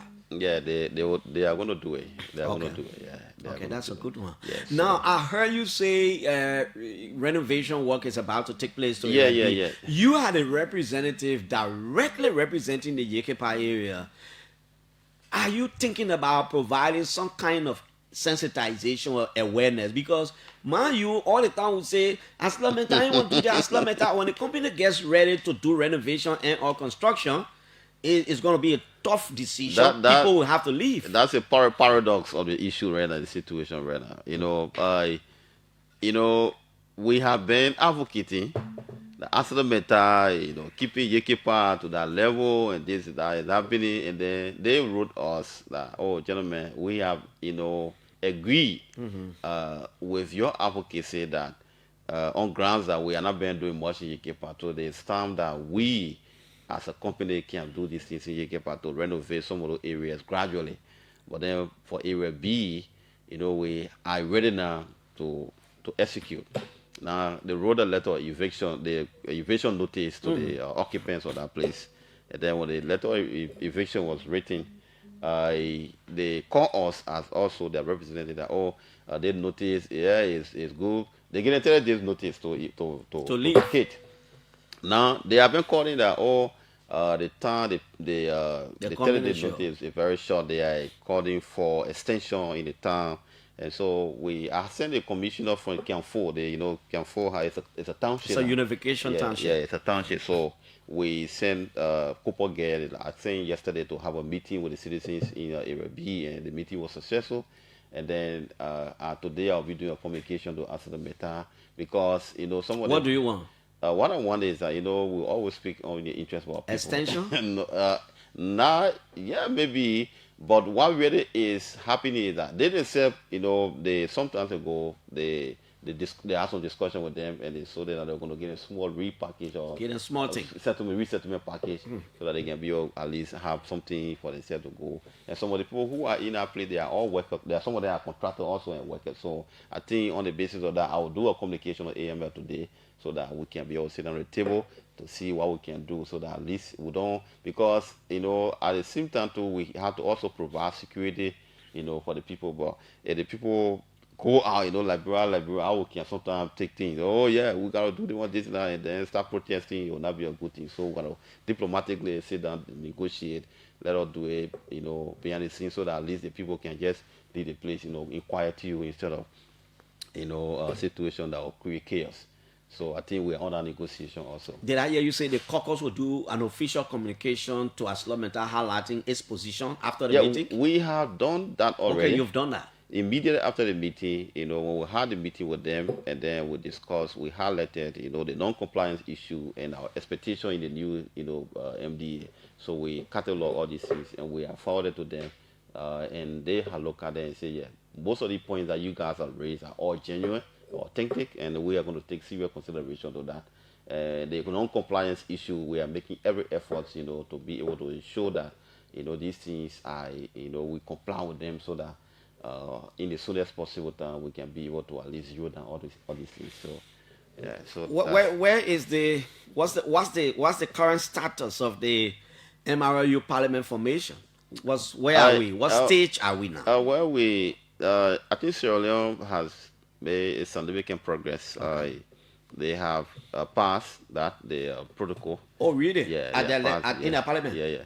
And we too, we are taking a decision when we sent to send it to the Senate for concurrence. So, I think 2 weeks ago, I wrote my counterpart in the Senate and officially informing him about the progress that we have made, and that we should work together in the best interest of sub-regional cooperation and developing a strong partnership within the region so that we can be able to at least advance, and promote, the parliamentary agenda in the sub-region. So okay, we had a successful meeting, and we need to have a joint committee meeting also to discuss some of these, issues. Yeah.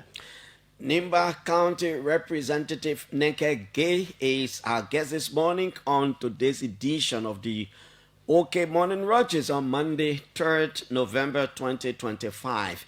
Prior to becoming a member of the legislature, you worked at the Ministry of Foreign Affairs, so you have a deeper understanding of diplomatic, international, and other issues. The government of Liberia issued a statement. As a matter of fact, I just announced on the radio this morning that I have written the U.S. Embassy because I want further clarity, and I want to see whether they can even send people on the show to explain and provide some education. What do you make of this government statement about the visa extension, or the visa extension process for Liberians wanting to go to America? Clarence, I think the move by the United States of America government to reciprocate the visa issuance issue is a significant milestone in the corridor of our diplomatic relations with the United States of America. There have been series of complaints. Lawmakers, could you imagine lawmakers have been denied from last year? Some lawmakers were denied visas, and the engagement have been, ongoing. Many times, some lawmakers will call me, man, this thing that your minister is doing, you had the oversight responsibility of the Ministry of Foreign Affairs. They almost saying that there, they deny our visa. These things are happening diplomatically. It's not cool. We have huge members of our constituents in the United States of America. We need to go sit down with them to discuss some other basic issue, to have some, district development issue with them. And these things are happening. So have been happening. So we wrote the Ministry of Foreign Affairs on the basis of some of the complaints. Constant denial, lawmaker, this and that. Sometimes, we thought, even myself, last year when I was going to the U.S. for the General Assembly, when we were there, I was given one more visa. They gave you one more? One more visa. So the visa, when I left in Liberia 2 weeks, ago. So you had only 2 weeks? I had 2 weeks. So when I went there, one of my friends said, man, you got to stay. I said, no. I said, I cannot stay. I cannot stay. So I got to go back. In fact, my visa was supposed to be expired on the 8th of October. I left on the 6th. So I don't want any problem. So I came, and just this year we were going for the Security Council. I was able to be given a 1-year multiple entry visa. But that had not been applicable to other government officials. So I think that they moved by the Washington, to actually to make the statement of the visa, reciprocal arrangement between government of Liberia and the government of the United States of America. I hope you're not creating the impression that a floodgate has opened and that unlike the past, people will just be getting visa. No, the floodgate has opened, but then every country has its own immigration law, and they have some policy issues on visa issuance. So they had to do that investigation to be able to make sure that you are best suited for that category to be given visa at the business or the tourism visa, so that they can, because every country had a sovereign immunity, and you have that power, to make a decision on who enters your country. So that one is like in the preview. But what we want to laud the United States of America government, want to appreciate them for, is that to make that significant move, which diplomatically, except that the government through its embassy here has not issued any statement on this matter. So a lot of people are still concerned. People thought as a result of whatever has happened, the embassy would have issued a statement to say America has taken this position. The statement, Washington make a statement, it reflects the diplomatic agency here. Washington spoke already. For me, what I've been seeing is the government of Liberia's statement. No, Washington, the State Department, when the State Department issue, you think what the government of Liberia had, it didn't get a telephone call? No, has the State Department issued a statement? Yeah, the State Department, if you go even to the United States, our embassy, Washington, D.C., if you go to anyway, I will wait until the embassy respond to my communication. So the other statement that comes from the government, they are representing United States of America here, and the statement from the State Department automatically, in the American system they structure a little bit different. What we call the Minister of Foreign Affairs, the State Department understand the Department of State. So they in as much as they have come up with that decision, it means that the embassy here had to also implement what they have come up with. So just that the embassy also have come up with their own press statement also to validate the decision Washington have made. So we feel that in the corridor of diplomacy, we feel that this is a unwavering commitment, from the U.S. government to actually calibrate and re-strengthening our relations, as it are taking years, from the 80s, early 80s when this visa, started, but from that time up to present, it's been difficult. And you having known and having studied and having gone through the relations that exist between Liberia and America, far dated in 1820, and all these things. So for us to be on the other side, it's been difficult, but we feel that this American move, the few days by Washington, I think is a clear, mood, to demonstrate their commitment to this government, foreign policy agenda, as we deal with other countries. And moreover, Liberia right now Liberia was elected on the Security Council, and we are sitting right now on the global, table making decisions on behalf of other countries. So we should be treated with some other, level of respect. So, and so on yes. the issue about the statement from the government, a friend of mine from Washington, I've been reaching out, and he said to me that apparently the embassy in Liberia hasn't released a statement because of the U.S. government shutdown. So they are not updating their Facebook page regularly. They would have done that. So let's see how it works. Like I said. Yeah, go ahead. Yeah, so long the decisions are being approved by the State Department automatically, So we want to, I want to also extend my appreciation, for to the powerful Minister of Foreign Affairs, who we have been working together closely, and she actually been working closely with the Senate Committee Chair on Foreign Affairs and the House Committee Chair on Foreign Affairs, and we feel that this move.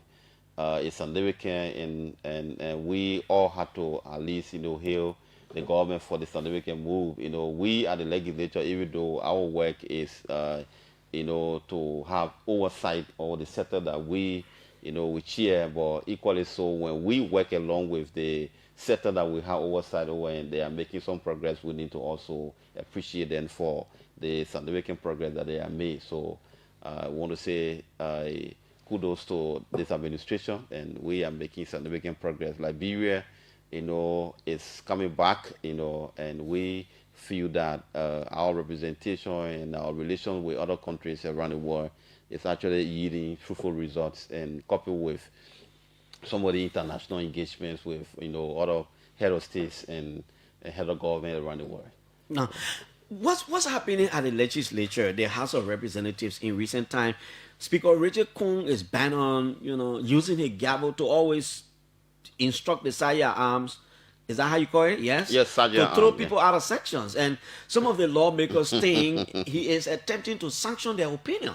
Every time they want to talk about issue, the latest was with Plebo Surican District, your colleague Anthony Williams, when he insisted that President Bouakai recently sent a bill banning traditional practices in the country. It was endorsed unanimously. But when the issue about gay rights is coming, he thinks that Deputy Thomas Fala and Richard Coon, the speaker, they're always shying away from it. And every time Coon is throwing people out, get out. Anthony, what's going on? The legislature, sometimes when we sit down, it is difficult for someone to speak out. Especially when you find yourself in leadership, because any critical view that you want to speak out, sometimes you got to also be very careful because it reflects the leadership opinion. So you got to be careful. So that when agenda item is prepared, sometimes leaders have to go through the agenda, and some of these things that are not necessary at a particular time, they are sorted out. But however, the issue of the harmful practice, the bound of harmful practices, when it came to the house, it was a debatable issue. We are working with international partners. Why it's true that it's our culture, we have our cultural practices that allow some of these things to happen. We are working with international partners. So when the motion was raised, secondly, the matter was, sent to a committee room. Okay. So the committee, the House was through committee. So when the issue is being raised in plenary and motion is taken and seconded and people registered on readiness to vote, and then when after stating all your on readiness to vote, and when a decision is taken automatically by majority members of the House, through yea or nay vote, it goes to the committee room, and the committee has to give it. There are times given to the committee to make its report. So the committee will not just go and sit down and say, okay, they don't know. The committee will make a report on the basis of research that you have done. Why is it important to ban harmful practices in Liberia, or is that important? So somebody saying when you do that, you make a report. When the report comes on the floor, it has to go through the normal legislative process again. It will be read, motion will be taken, whether it will be the vote will be taken. So when you have some of the critical issues like that, and the matter is been sent in the committee room, you can go, no legislator, you go in any committee room to work with the committee, and you can give your view or opinion. But plenary is a higher decision-making area. Is it a good thing to always throw people out in the? No, but we have our rules, right? We have our rules. Expressing your issue, your view in the plenary, in the chamber, does not in any way, make you to be an outlaw person. But the manner in which, because you have to be recognized by the presiding officer before you speak. When the presiding officer recognizes you, and the man, he has a gavel. Nigga, that plays a political theater. Yeah, sometimes you find your way. The man won't recognize no, but you. I'll come in now because we have our rules also that guide us. That there should be, whenever we're meeting, there should be quietude. We should, all, this and that. So when you gotta be recognized, the speaker has a gavel. Even you can raise your hand 100 times today, and the speaker does not recognize you. He doesn't because he has a gavel.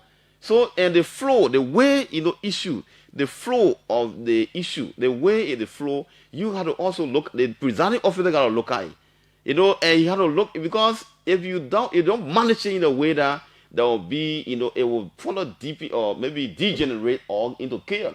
So you have to manage the flow. And you have to, some people are in the house, we have three categories of people in the house. There are some people who are hardliner, some people who are middle people, and some people who are stabilizer. So people who are stabilizer always be there. Oh, let's do the Who are you?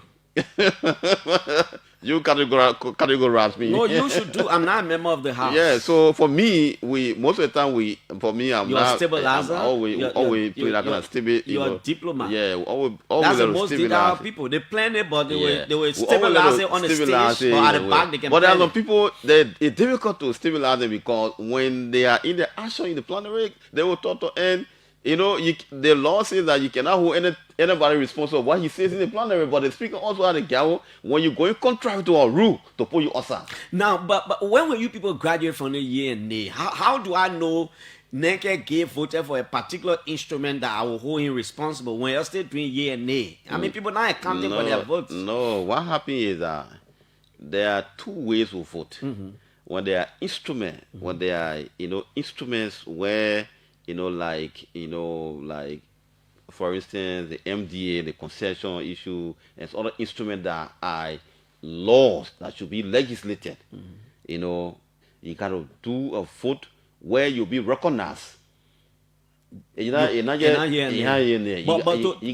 to bar harmful traditional practices is a serious matter. Yeah, but it the committee, committee based on the committee report. Based on the committee, because if you allow the plenary to always make decisions, then what is the significance of the committee? The committee, the reason why the committee are relevant is that because when any issue come up when it had to do something with the gender center or maybe educational center. It has to be sent in the committee room. No, but that's and not then, my point, Representative Gay. No, My so when point they- is, it goes to committee room, committee takes a decision, then it comes to the plenary. committee will not make a decision. Okay. The committee cannot make a decision. The committee is coming with recommendation. Okay, based committee on- recommends. It comes to plenary The for plenary make decision. a final decision. So in making a decision on the harmful practices, why did you vote yeah and nay? We No. needed to know who voted No, against. a decision has not been taken on there. But The decision, I'm telling you that decision was taken to put the instrument in the committee room. Okay. And when the committee make its report now, the final decision. will No, be I made. got you now. Yeah. So the here and there vote was whether we should take it there or not. So from that point now, when the vote was to pass it, there gotta be, everybody got to, if you are in favor, you gotta make your vote to be yes or no, so that people will be recognized, and the engrossing clerk will be able to count people on the basis of Because I think those it's people who are sensitive. Those of you who so represent they will rural know, constituencies. at that point they will know, fairly that Clarence Johnson didn't vote for the instrument and Nigga Gay voted for the instrument. And and they know. Okay. So the issue about somebody instrument or somebody thing like for instance, any issue that comes right now on concession, you can send it to investment and concession committee, Yeah. and they will make that report and make the recommendations to the plenary, for decision to be made. The committee cannot make a decision. Committee will only recommend a plenary will make a decision. When do you invite experts for expert opinion? Yeah, when there are some critical bills, when there are some critical bills, then you that need public opinion, and some hearing that are critical. You gotta call, you gotta open My the question, committee. Neke, my question is from the background. Look, for example, when you're discussing mining, that is very cardinal to the growth and development of Liberia.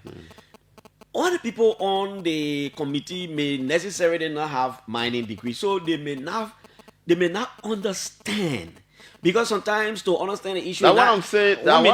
One minister, sometimes to understand the thing, not just about the English writing. You will read it, but the subject matter. Yes. So why you don't you think it's appropriate, even at the committee level, you invite some experts to guide the committee process? Because when it comes to plenary voting, what you saying? We have been doing it, and it is something that is part of our function to call for public hearing when there are critical national issues, that you will allow the expert opinion of people who understand the sector and who may have their own personal opinion. You open the hearing for the public to participate.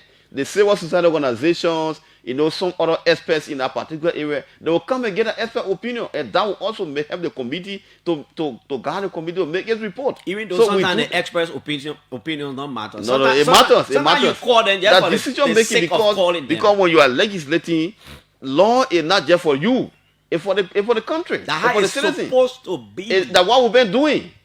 So for you to sit down here and say we're not been doing, we have always had. If it was that way right now, people would not still be crying on the mining laws of the country.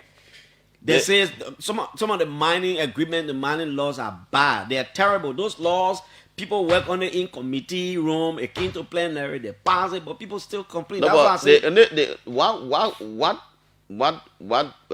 we have, some of us have, our argument that we have raised, and we need to do that is that, like for instance, Clarence Johnson proposed a bill. And that bill, we who work in the place, most of us were political actors. Some of us, we do not understand the legal ramification, legal implication on that bill.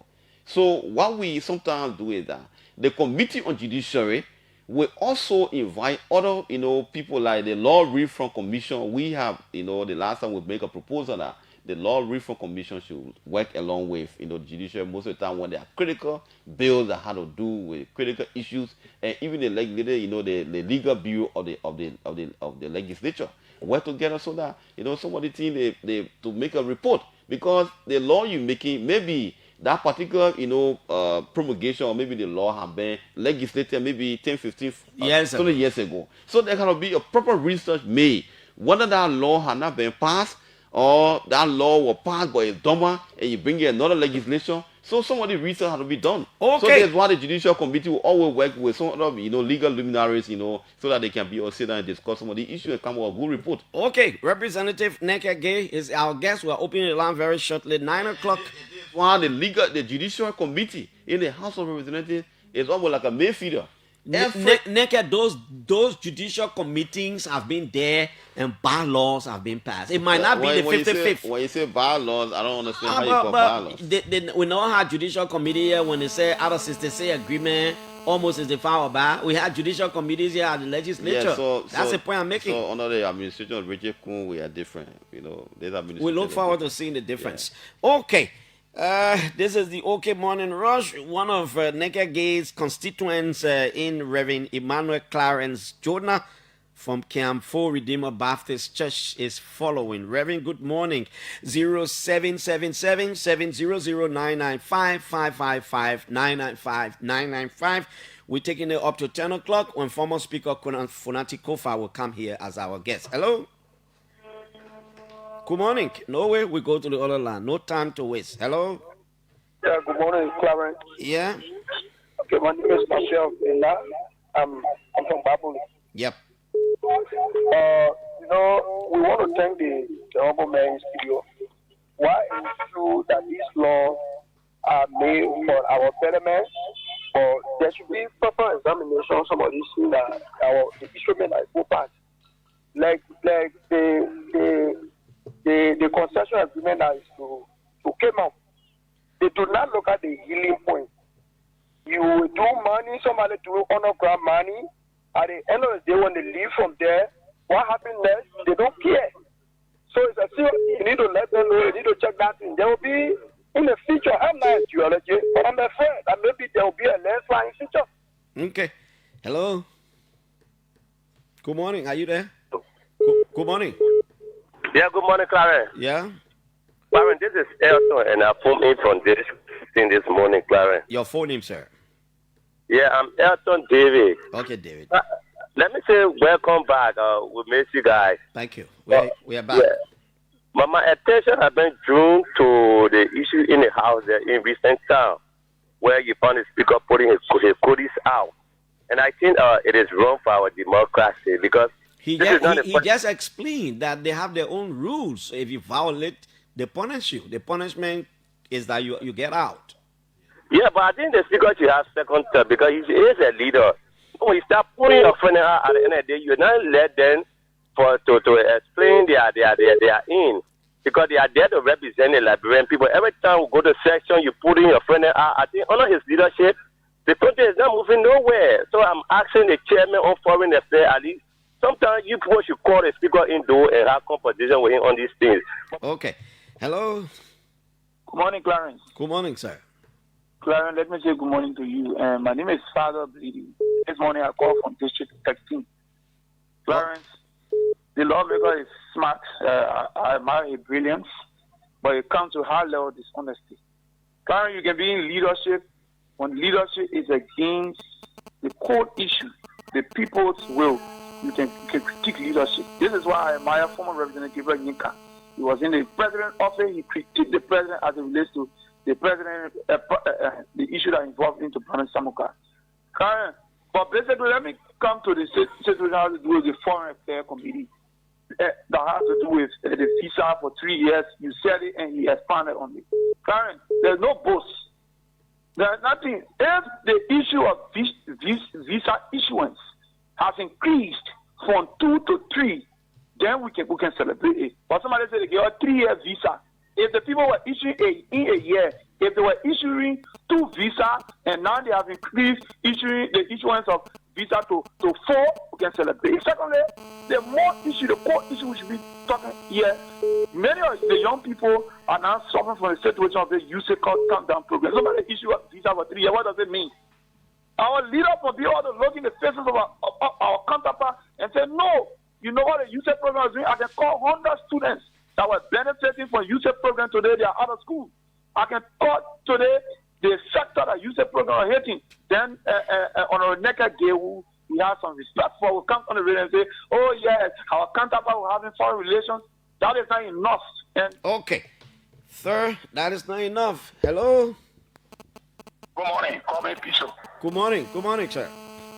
And this is the Jible Yeswa, Piso. Jible, go ahead. And let me give glory to God that, and thanks to the OK family, Clarence Jackson, manager, Julius Chair, Trukon Repu, and the rest of the crew at the OK FM. Thank God that you guys are back. At least we'll be having news and we'll be having information, independent information. Welcome and thanks to all of you. Thank you. Okay. Thank you, Jible. Thank you. Let's go. Can we go here? Yeah, we can. Let's take like 3 more. We'll go to Nenkege. Hello. Clarence, good morning. Good morning, sir. My name is Anthony Sayer. I'm the past president for Operation Merger Fund to honor his leadership of Duo Mora. Good morning to the entire management. You vice president for what? You vice president for which institution? Merger Fund 2, M Fund 2. Republic of Liberia. What is that, if I may ask? It's a motorcyclist for the South African. Oh, okay. Okay, let's hear you. Go ahead. Go ahead, sir. You still there? I'm not caught. Are you there? Oh, your money feeling here, man. Start talking. Hello. Good morning, Clarence. Good morning. Good morning. Yeah, I said good morning. Let's hear you. Thank you, Piso. Let me say welcome back on show. We have been missing the voice, the golden voice of Clarence Piso. Thank you, man. Thank you. Let me say good morning to my lawmaker institute. My name is Emmanuel M. Guzem. I'm the Secretary General of the National Youth Congress of Nima Kwado. My attention this morning, I've been drawn to the issue of Asnomita. Again, we want to know why is the status of the county caucus when it comes to the engagement. The last time we listened to, we saw some posts from some member of the caucus wherein they said they met the vice president on the Asnomita, they met the president on the Asnomita, but the caucus had not come up to tell the Nima people what was the outcome of the meeting.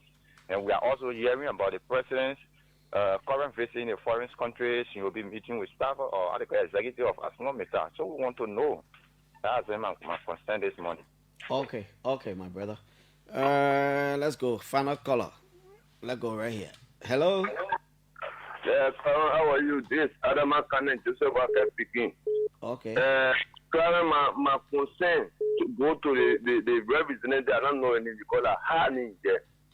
Concern about Yaga Kolba. What kind of mechanism they putting together or Yaga Kolba to start forcing the president? The president is old man. Don't forget about when the party is old. When you enough president, why Yaga Kolba? What the mechanism they putting together? For Yaga Kolba, because I'm all getting there with me, I saw. Even though I don't see my fire, but I saw. We must support the president. The second one, I want for this representative to be the court. I don't even know Kuka. But I wrote this show for Nimba people. I said that a whole 4-day fast for Kuka to be senator. And I knew what I go. But I really want to see that man. I beg you. I want a representative maybe to see that man. Just to see him because I let it be that big. Okay, thank you. Let's go back. Representative Gay, you listen to the concept. Okay, so with respect to the House, the Constitution gives right to the House to make its own rules. And under the rules, we have Rule 42.1 and .2 that talk about prestige and dignity of the House. So Rule 42.1 says every member shall at any place keep the prestige and dignity, of the House and refrain from, undesirable act. It says no member shall insult, abuse, or harass other persons within, the confines of the House, or cause disturbances or disturbance to the activities of the House. There is a rule. The House is a rule-based House, and I think the rules are clear. So sometimes the way we conduct ourselves, if you even leave session and try to play, the recording of our, the activities for the chamber, sometimes, you feel very, very bad because we're elected as officials of government, to do a particular work. So, and Liberian people can be eager to listen to us, what we say. So I think in consonance with rule 41 and 42, for 2.1 and 42.2, I think it's clear on how we should be able to. So on the basis of Asada Metai, issue where the caucus have not been able to meet with the NIMA, yeah, it's true. And I think from the inception of this of the discussion, I think I emphasize that we have made a plan to engage the NIMA citizens in every electoral district in NIMA to have a meeting. Then we'll have a joint stakeholder meeting that will be able to inform our citizens on what have been unfolding. Because we don't want so that tomorrow they say, oh, when the Asada Metai deal with power, when they want what happening, what do people do? The people come to all these things that so want to get whatsoever discussion that we had a few times. We want to meet with NIMA citizens to engage them and be able to, be able to inform our people on these some of these things that we have discussed. And the Yake Koroba issue, Yake is a elected official. And the thing is that, we all have to be respectful to power, and because we also are elected. I will not see anybody abusing me or insulting me to be happy. The same way, too, we should also be able to at least respect the head of state. He is a head of state. Irrespective of your political party or your political affiliation, we should all, attach sanity and dignity to the high office. Except that the government is a beneficiary of that same kind of behavior of Yeke. So sometimes it is embarrassed now to engage Yeke. Yeah, Why would they say? So, Yeke did seem to President So there are some of us, there were now a good thing to do because we cannot, the higher seat. But you didn't talk it. You didn't speak out. I thought I was not in a position to speak out at that one, man. Diploma, you don't appear too much. At the time we were in the Ministry of Foreign Affairs, we couldn't talk too much on the radio. Okay. But now we're in the best position to say anything we want to say in conformity with the law. So Yeke issue, we mentioned that we talk to him. But again, these people are a nephew or uncle. They will come at time, they will sit down as a Lofian, to sit there and discuss, some of these things so that they can forgive each other and move ahead. Yeah. Okay, Representative Gay, I'd like to say thank you so much. Anything else? I just want to say thank you so much this morning for this opportunity afforded me to appear on your show this morning. And I'm grateful to the OK family for the level of work that you are doing. You are doing extremely well, to disseminate the information of people, the connection that you made with some other local radio station to hear, what is happening, in the nation's capital. I think it's a laudable initiative that we need to appreciate you for that. Thank you. Thank you. Thank you, Representative Gay. We're taking a break. We come back. Former Speaker Fonati Kofa will be here. Very, very shortly, we have the former speaker here coming. If nobody chewing your bone, you are nobody. They will know everything about you more than you know yourself. Yeah. They will talk, just to bring you down. They will spread all your bad news more than they spread your good news. Everybody wants to go to heaven, but no one wants to die. Oh, see, let them do the talking again. See, I will do the bluffing, yeah. Anything they say about me, please believe it. Believe it. Believe it.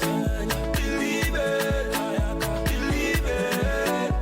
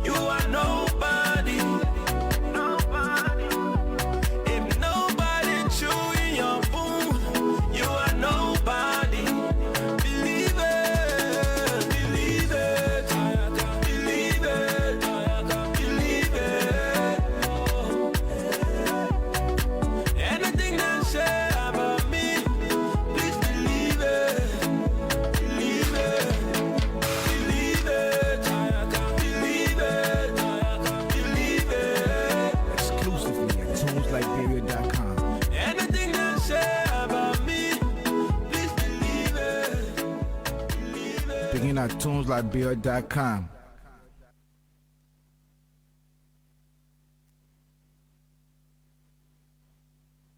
Digging at tunesliberia.com.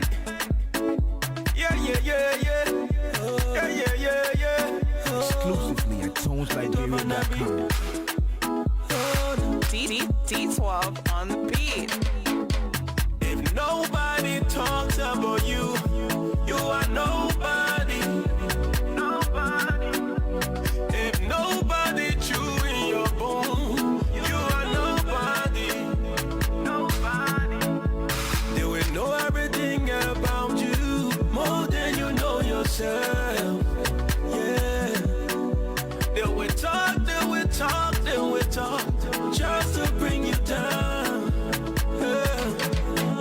They will spread all your bad news more than they spread your good news. Everybody wants to go to heaven, but no one wants to die. Oh, see, let them do their talking again. See, I will do the bluffing, yeah, yeah. Bluffing, yeah, yeah. Anything they say about me, please believe it. Believe it.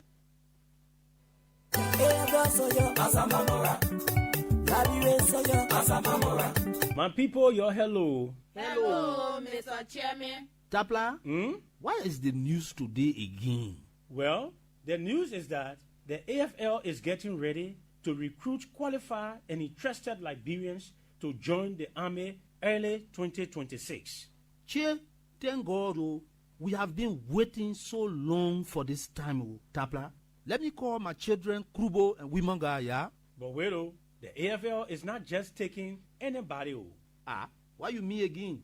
Chebo, the recruitment process is free, no money business. You have to be a Liberian citizen from 18 to 35 years, be a high school graduate or college student, and must have your WAEC certificate.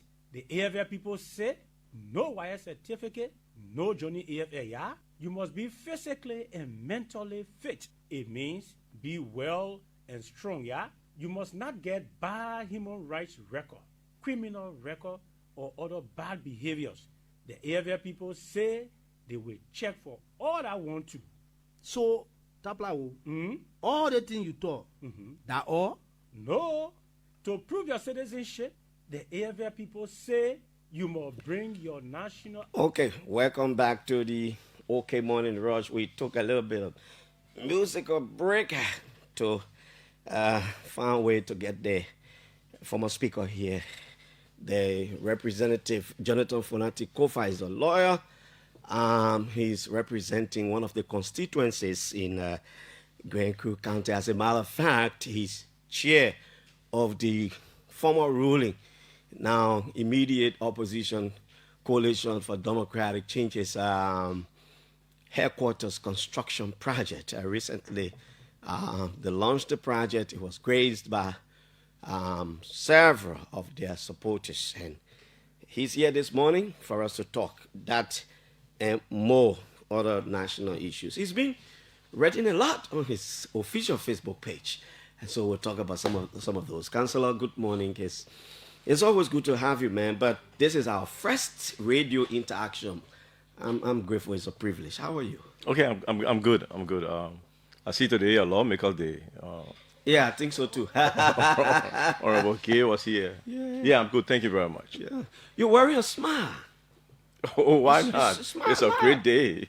Even at the quad, you smile. Everywhere you smile. Yeah, I mean, I don't know if I have anything to worry about. God has been good. Life has been good. How's everything? Everything is good. Thank you. Wow. Okay. How's your district, by the way? My district, we have issues of concern. Unfortunately, we did not get our share of the 2024 legislative project money. Last year? Yes, and we are not making any progress in getting our 2025 project money, although others have gotten theirs. So we have to find alternative ways to see how best we can meet the needs of our people, because now legislative project have become a partisan issue. It's become a block issue where some of us are being punished for whatever the reason is by not giving our district the funds due to them. You go to LACE sends you to, you go to the House leadership, the House leadership sends you to LACE sends you to Ministry of Internal Affairs, and there's a whole bunch of mix-up there. But we have not gotten any of our district development funds, so we have to find an alternative way to do it. Our immediate pressing need is a bridge in Jemboiti that we are trying to make sure that cut off a large portion of our population from commerce. We're trying to make sure we meet those needs. Was any of that done when you were Speaker? How was it done before? So when I became Speaker, the first year was 2024, was when I said, look, let's go back to LACE rather than give representatives money directly in their pocket. Let's go to the legislative, the LACE format where the project is identified and it's done, so it's transparent and it's accountable. It was that money that was placed in there, $50,000 per lawmaker. First it was $100,000, then it got reduced to $50,000 in the recast budget. That I never got. Why? I mean, I thought when it is placed in the budget, it becomes, in my word, in other words, the property of the district and the lawmaker to use the people money. But that question is mine too. We have a contractor we have identified. We've written 3 letters, and the funds are just not available. Other lawmakers have theirs. Who is not answering you, by the way? Nobody's answering me. I mean, nobody's answering me correctly. The House leadership is not answering. The LACE is not answering. And the Ministry of Internal Affairs is not answering. I mean, everybody will tell you, oh, we'll look into what we'll do, or they'll give you an answer that shifts the blame to someone else. I think we'll have to reach out to the Minister of Finance when he comes back to the country, because, Mark, I don't know whether he's here now, because most of the representatives who are complaining are the people who supported you when the removal situation came about, and they are complaining that because of that, they are being punished. And you say 2025, oh, you've not gotten it? No. I think 2025, nobody has gotten, because the money that was disbursed, in my understanding, people were now being told that it was used for speaker removal. That is what my understanding is. Whether that is true or not, other people will clarify that. But as far as I know, the 2025 has not yet come. I know you've been removed from office. No. Let me correct you. I was not removed. I resigned May 11th. I know you resigned from office. If that is the right word, that's the right word, in fact. Yes. It's over now. You have a new speaker. Just in few words, right? We'll go to the CDC issue and the Oranto deal you talk about, and we'll discuss a lot of other issues. But just in few words, where do you think you went wrong? What happened? Just in few words. Clarence, you have to understand, I don't know if it's the issue of me going wrong. As the current speaker said, the regime was not prepared to work with someone in the opposition.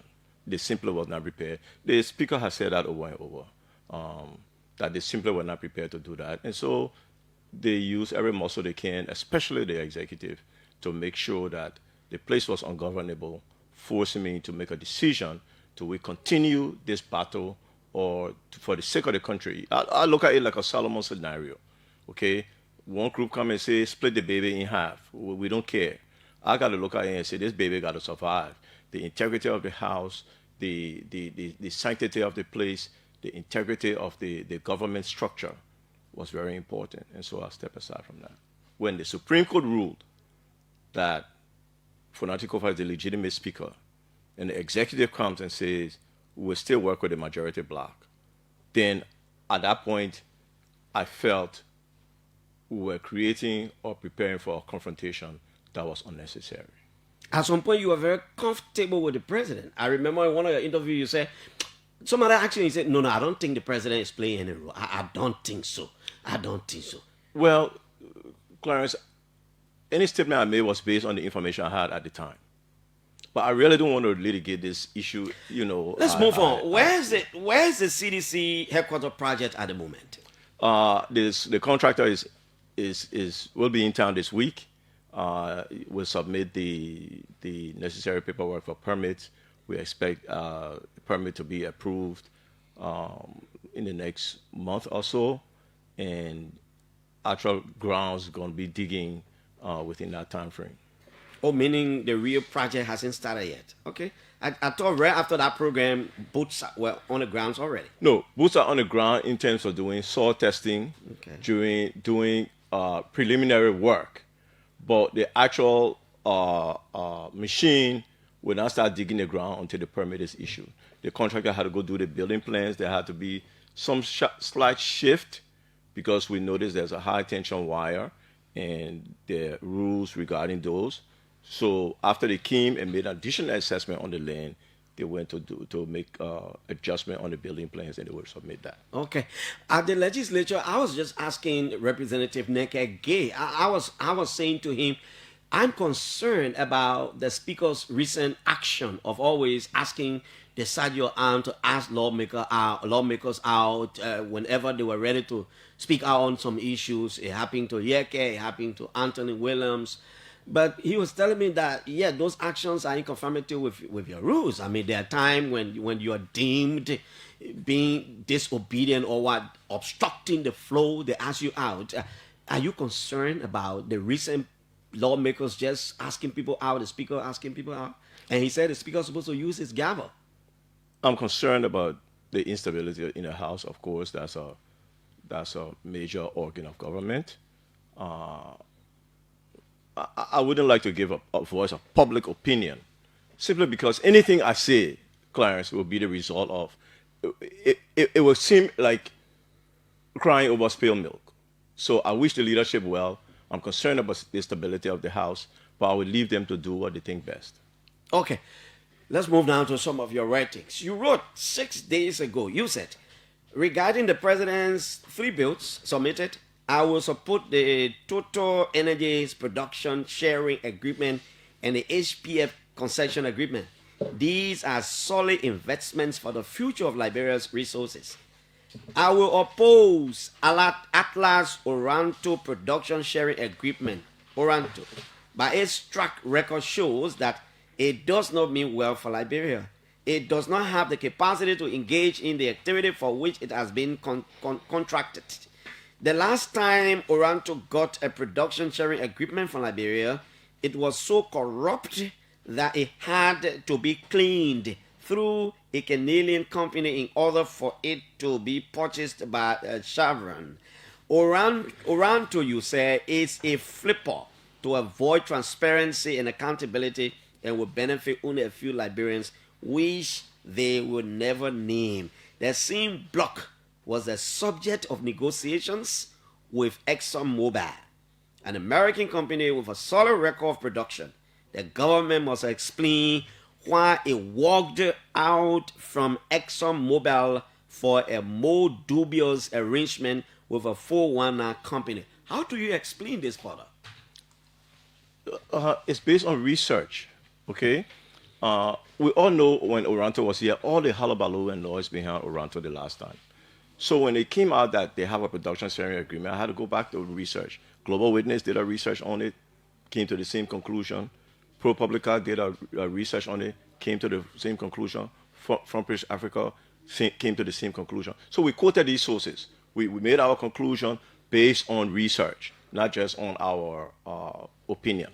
Now, the basic thing as a lawyer, and then I took the agreement to try to look at it just from a legal standpoint. This is the area of law that I practice: corporate law, corporate agreements, and those kind of things, government agreements. The first thing I had to look at is Oranto does not have the capacity to do deep water exploration or production. It simply does not, okay? So if you're getting into a contract with someone who doesn't have the ability to perform that contract, then you have to question the purpose of the contract. And that's the first thing I did. Say, okay, why would we be doing a contract with Oranto? They don't have the capacity. The people with the capacity are Total, ExxonMobil, Chevron, and other companies I named. Oranto is not one of them. So why Oranto is my question. That's some of the questions I'm posing. And then as I delve into the deal, then it raises more question that there is something maybe behind this deal that is not being explained, and it must be explained. The other thing I looked at as a lawyer is there's poor drafting, because when you drafting a contract, you got to draft it consistent with law. There are several provisions here that are not consistent with the law, and they could be fixed, because the agreement, in my mind, should go back to the president. The president should instruct his team of negotiators and lawyers to look at those areas of concern and see. But the reason why I think this contract is irredeemable is simply because Oranto does not have the capacity. Okay? If you want to give it to Oranto for another reason, then let's take the reason in there. Okay, let's say it. We're going to give it. I mean, somebody called me and said, oh, you know, that's regional allocation, and so, Nigeria did very well for Liberia. I agree. Let's say that. Let's say to Nigeria, because you did so well for us during our civil crisis, you brought boots on the ground, so many lives were lost here. We want to give you 4 oil blocks, Nigeria, right? Then we give it to them. If they give it to Oranto, that's it. I would be in favor of that arrangement. But to do a production sharing agreement with a contractor who does not have that capacity raises concern. If you wanted to talk about some of the reasons why you think the agreement is inconsistent with existing laws on the ground, what are some of the examples you share? Well, let me just look at something. Let me just look at some provisions here. I'll just give you a few, maybe 1 or 2. Okay. The first thing is, and someone said Oranto's signature bonus is $12 million. That is completely untrue. Okay? In section 16.3 of the proposed agreement. Mm-hmm. It says signature and production bonus. A for production for signature bonus is $1.25 million. In A, $1.25 million for signature bonus. For signature and bonus. not 12. It's not 12 million. It's right here. I will leave it with. I will give you a copy to read. The other things that are there. Councilor, you won't put the mark, so every time you talk, it should be. Sorry. Yeah. So every time every time you look at, when you look at the rest of the monies that will be paid, are what they call production bonus. You're not going to pay it unless you do a phase, right? The important thing that is not listed here is, imagine Oranto is getting 4 oil blocks. They have not paid for 1 data. You're going to buy land and you do no survey. Can you imagine that? You're going to buy land, but you do no survey. We know that Total paid $3.5 million for their survey. Toronto did not pay. Now, what is inconsistent with the law says all monies received, except for data payment, should go into the consolidated fund. The agreement says $400,000 will go to LPRA, and then $850,000 to consolidated fund. That is inconsistent with law. Then it comes back, okay? In the same clause 16, it said the bonus due under clause A of this section shall be recoverable as petroleum costs. You know what I mean? It means that the money you pay when you flip or you start producing, you can take it back. If you owe us $100, in this case, the company. Yes, in this the $1.25 million that Oranto going to pay upfront, okay, whenever they flip or they start production and they owe Liberia, let's assume $10 million, they get to deduct that $1.25 million. They flip meaning what? If they sold to somebody else. Because they don't have the capacity. Oranto will have no choice but to go sell it to ExxonMobil or one of the big companies. Is that agreement before you now? Which agreement? That one, the proposed agreement. Is it before you, meaning the legislature? Yes. I got it from my office. Is that why you're arguing now? Is it on the floor? Are you debating it? No, we're not debating it. It went to committee. And I have informed the committee. And then I gradually, as I read, I inform the public as to what I'm seeing in the agreement. Then there is another portion. You say, under 16.3 of the Oranto Production Sharing Agreement, every cent Oranto spent to acquire the block will be okay. That the one you just talked about. Yes. Will be reimbursed to him. Yes. When it flips to him, in this case, to the very Oranto. To the very Oranto. He will so you make an investment. Every investor, right? When you come to make an investment somewhere, you got to feel it in your pocket. Okay, investment is risk, right? But if I come to you, look, this Oranto agreement, I think Liberia should give it to me. I'm a Liberian. I'm entitled, to our resources. I can raise $1.2 million or $3 million or $5 million, and I get it back when I flip it and make $200 million. Any Liberian can do this. Okay, we don't need Oranto to do it under the arrangement that they have given, because all the money you spend upfront, you get it back. Okay, so I just wanted to raise your issues before I start to ask you questions. Then you go on to say, according to the 2019 Petroleum Law, Section 36A, Liberians are entitled to receive 5% of each block, while Noka will receive 10%. The Oranto agreement says Noka will get the 15%, and Liberians should leave their own with God. And if in 180 days after they found oil, and Noka does not speak for us, Oranto gets the 15% free, section 17.1 AR. Either this is a weakness in negotiation or a form of wickedness. Well, if this is what you say is true, is this in our provision? Why somebody want to change it? 5% for Liberian, 10% to Noka, and they say the entire 15 should go to Noka? Okay, so the way the agreement is structured, you have 100%, that's the block, right? 85% goes to the contractor. The company. 10% goes to Noka, 5% citizen participation, all right? Citizen participation in the country or owning share? Yes. Okay. Whatever way the citizens will participate that have been identified will be 5%. Then the agreement says Noka will hold that 5% for Liberians. Okay, the citizen participation, Noka will hold that 5%. So that's 10 plus 5, that's 15 Noka holding. It will lapse if after the found oil in 180 days, Noka does not exercise the right to claim that percentage. What is bad about this is then it goes down at the end of the day, right? Even though we have this citizen participation, Section 35 says, apart from the state, the authority, and the contractor, no person shall have rights under this contract. Noka don't have rights. Citizens don't have rights. If it's about to lapse and citizens as beneficiary cannot file a lawsuit or cannot impose their rights on it, then what is it? It's nothing. So it's an empty gesture. It's a provision that needs to be reviewed and examined.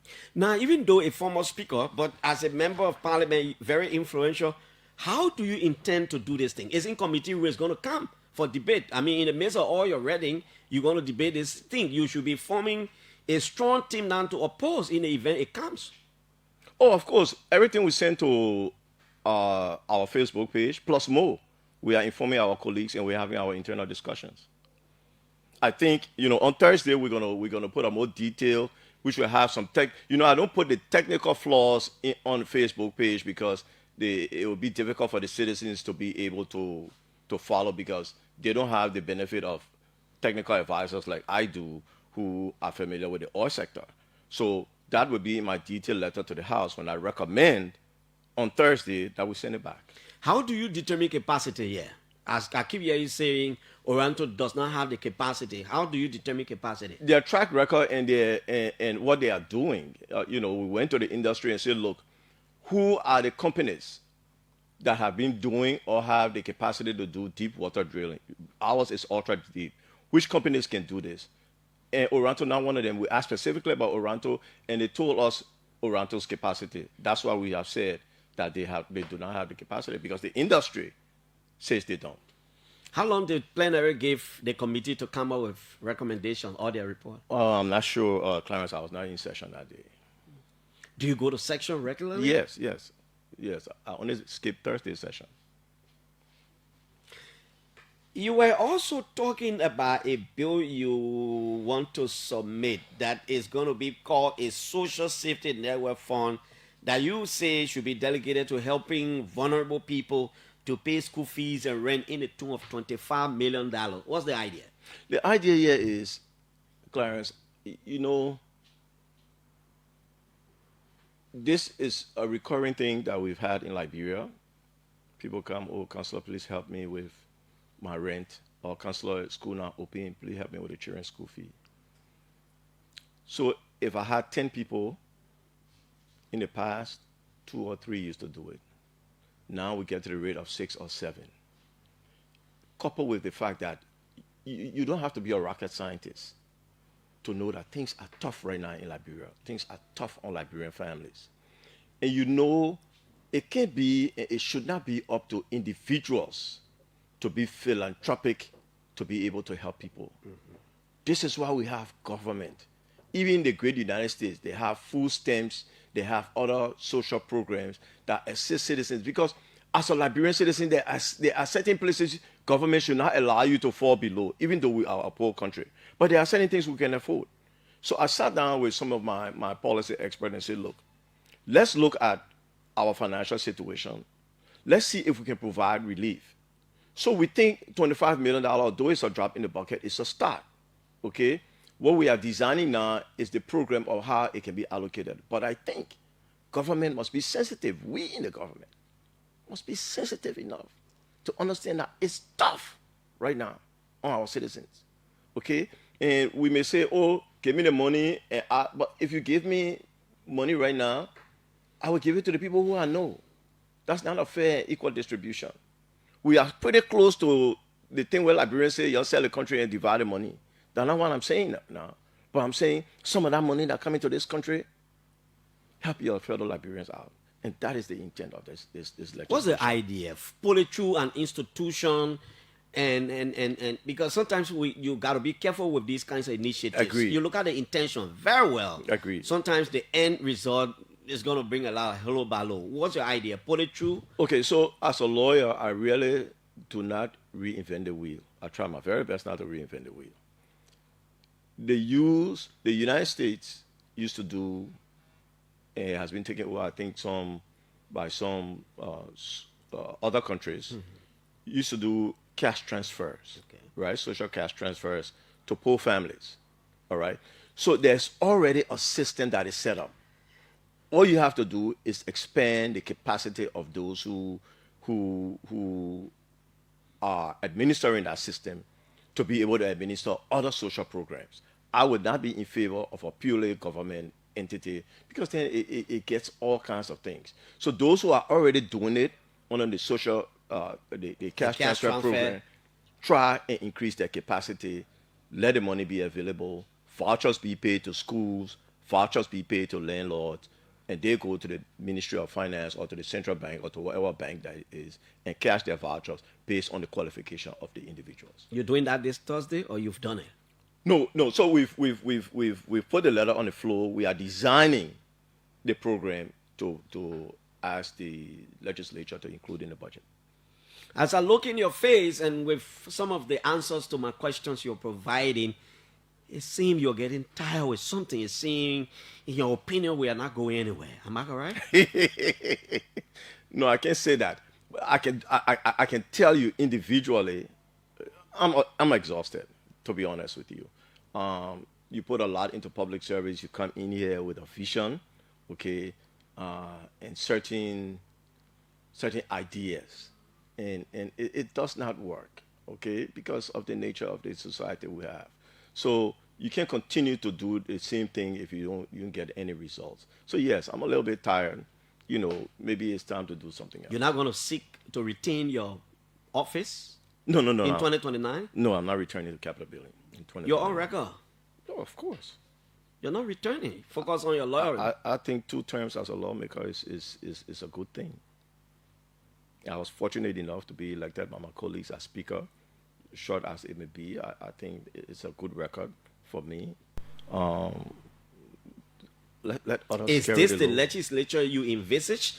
I'm not talking about because you were removed. I'm talking about when you were planning to become a lawmaker. Did you think your colleagues and some other people would join you, do it differently? Yeah, I thought we would have a more accountable body, a more transparent body. I thought we would have a body that is more robust in coordination with the executive. When I say in coordination with the executive, not to rubber stamp everything that come there, but to challenge, to question, to pose, so that in the end, you know what people don't understand in democracy is almost like a courtroom.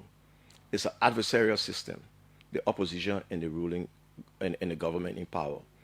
When they argue, the truth will eventually come out. Let me give you an example. You remember the yellow machine noise that came? Mm-hmm. Few people know what happened, right? But it was actually a negotiation between the executive and the legislature. When the noise came, as I usually do, I called the president, I sat and talk about it.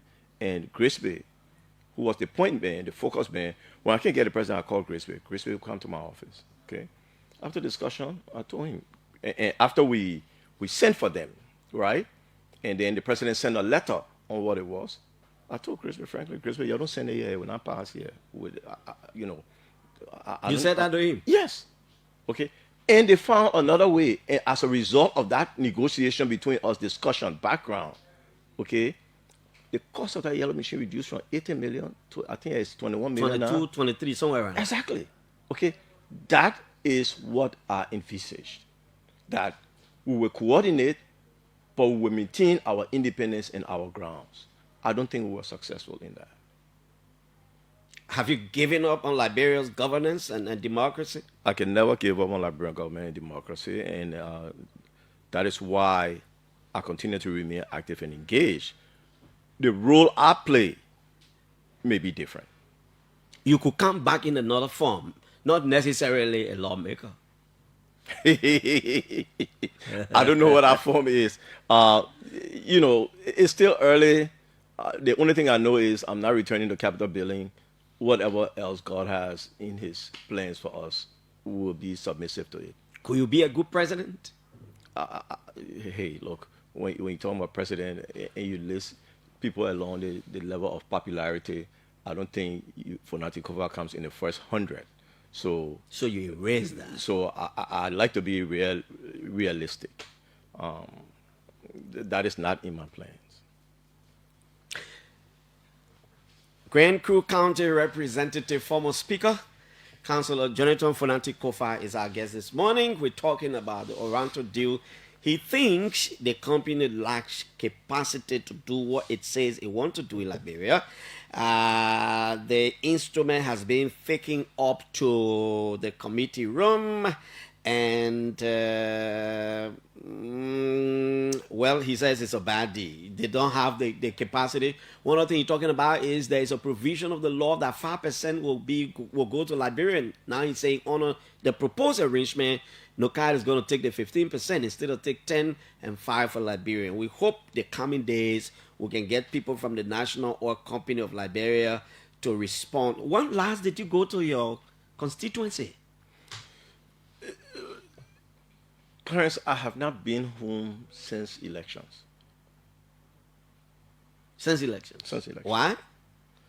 Okay, so right after elections, you recall there was the speaker race, which we were deeply engaged in. Right after the speaker race, we were engaged in deeply trying to maintain the stability of the place as the ruling party sought to dislodge me. And based on all of those, and given the circumstances that was involved, I was able to go back. We have a trip planned for this December to go back and be able to explain. The one thing I really love about my constituency, the level of support has been amazing. So we'll go back to them and say, look, you know, yes, what we tried to do, yes, how you are going to benefit. It didn't work, but we are still here to conclude the final 4 years of our journey. They stood with you in all this? Yes, absolutely.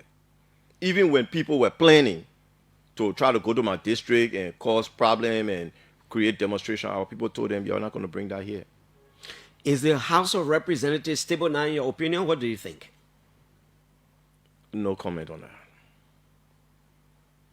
No comment? Yes. I don't want to get into the nuances of house politics. It seems there's another revolution, Kofa. Where? I don't know. But you don't know why you're talking about it. You should be commenting.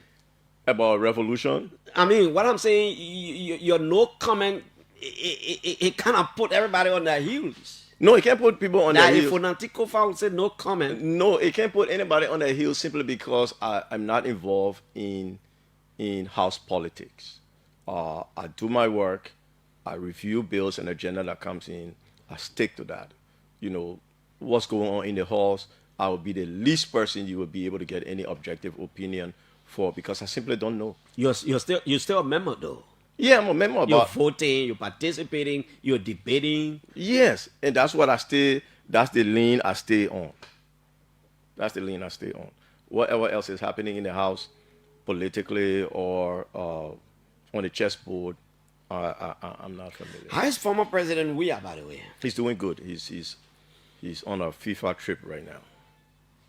Okay, let's go to the lines and take some calls right here. Former Speaker Fonanti Kofa is here this morning on the Morning Rush as our guest. Call us on 0777-700-99 and 555-995-995 are the numbers to call. Thanks to our colleagues, a lot of our colleagues are here doing different online streaming. Let's talk to you. Hello. Hello.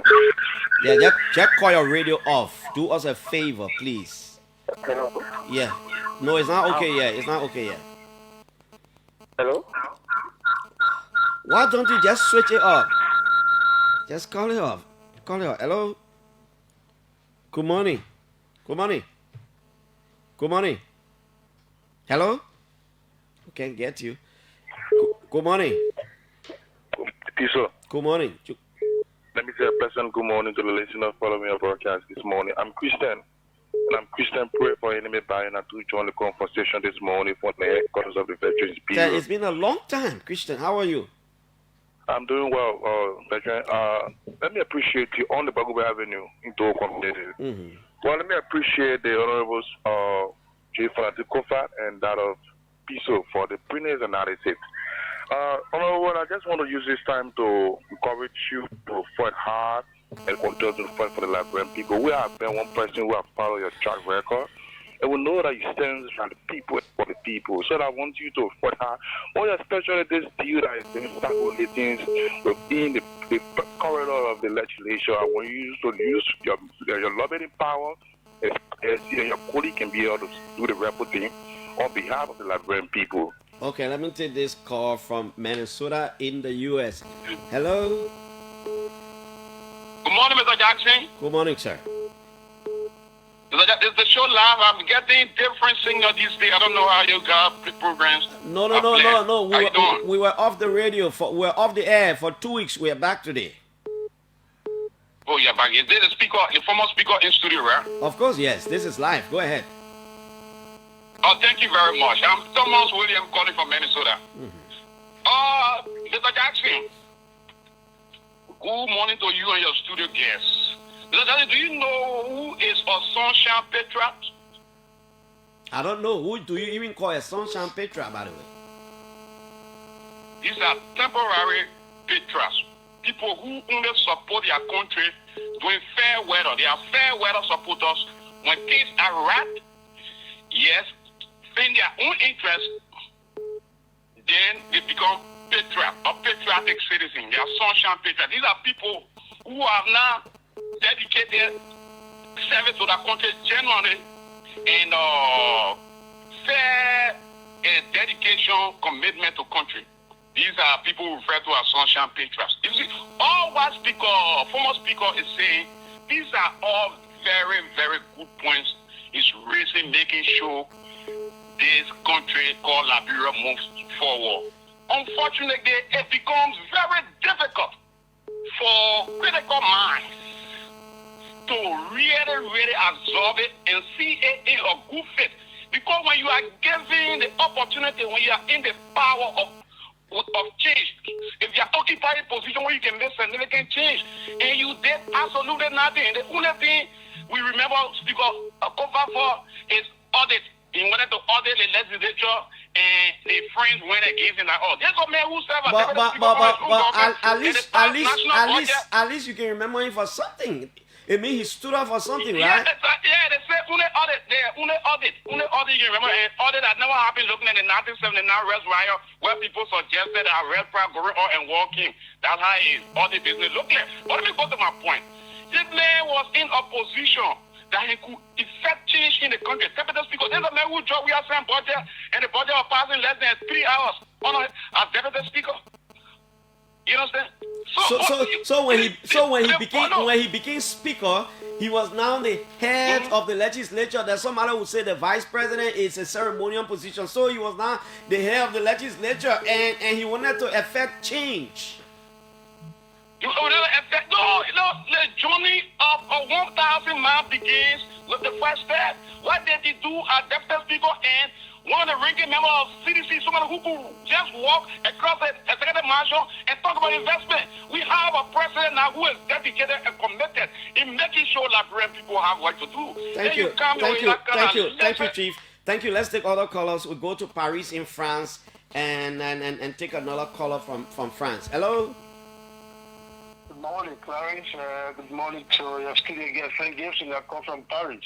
Frank Gibson, all the calling you can call here, my man. President Bouaga was in Paris. They had town hall meeting. I expected you to be over there to raise serious issue. I didn't see you. Yeah, I should have gone there, man, but I have very important thing to go do. To go sit and see Joseph Bouaga. No, but you should have gone there to engage him face to face, my man. Clarence, I have very important things to do than to go waste my time and see Joseph Bouaga sitting somewhere and just. You want to answer the question, they will tie you down because they will pick and choose people who they want to give the mic to. My man, you didn't go to the play, man. You didn't go there. Go ahead. Go stage manage thing. So I have very, very important things that will benefit. Okay, go ahead. Go with your point. Thank you very much.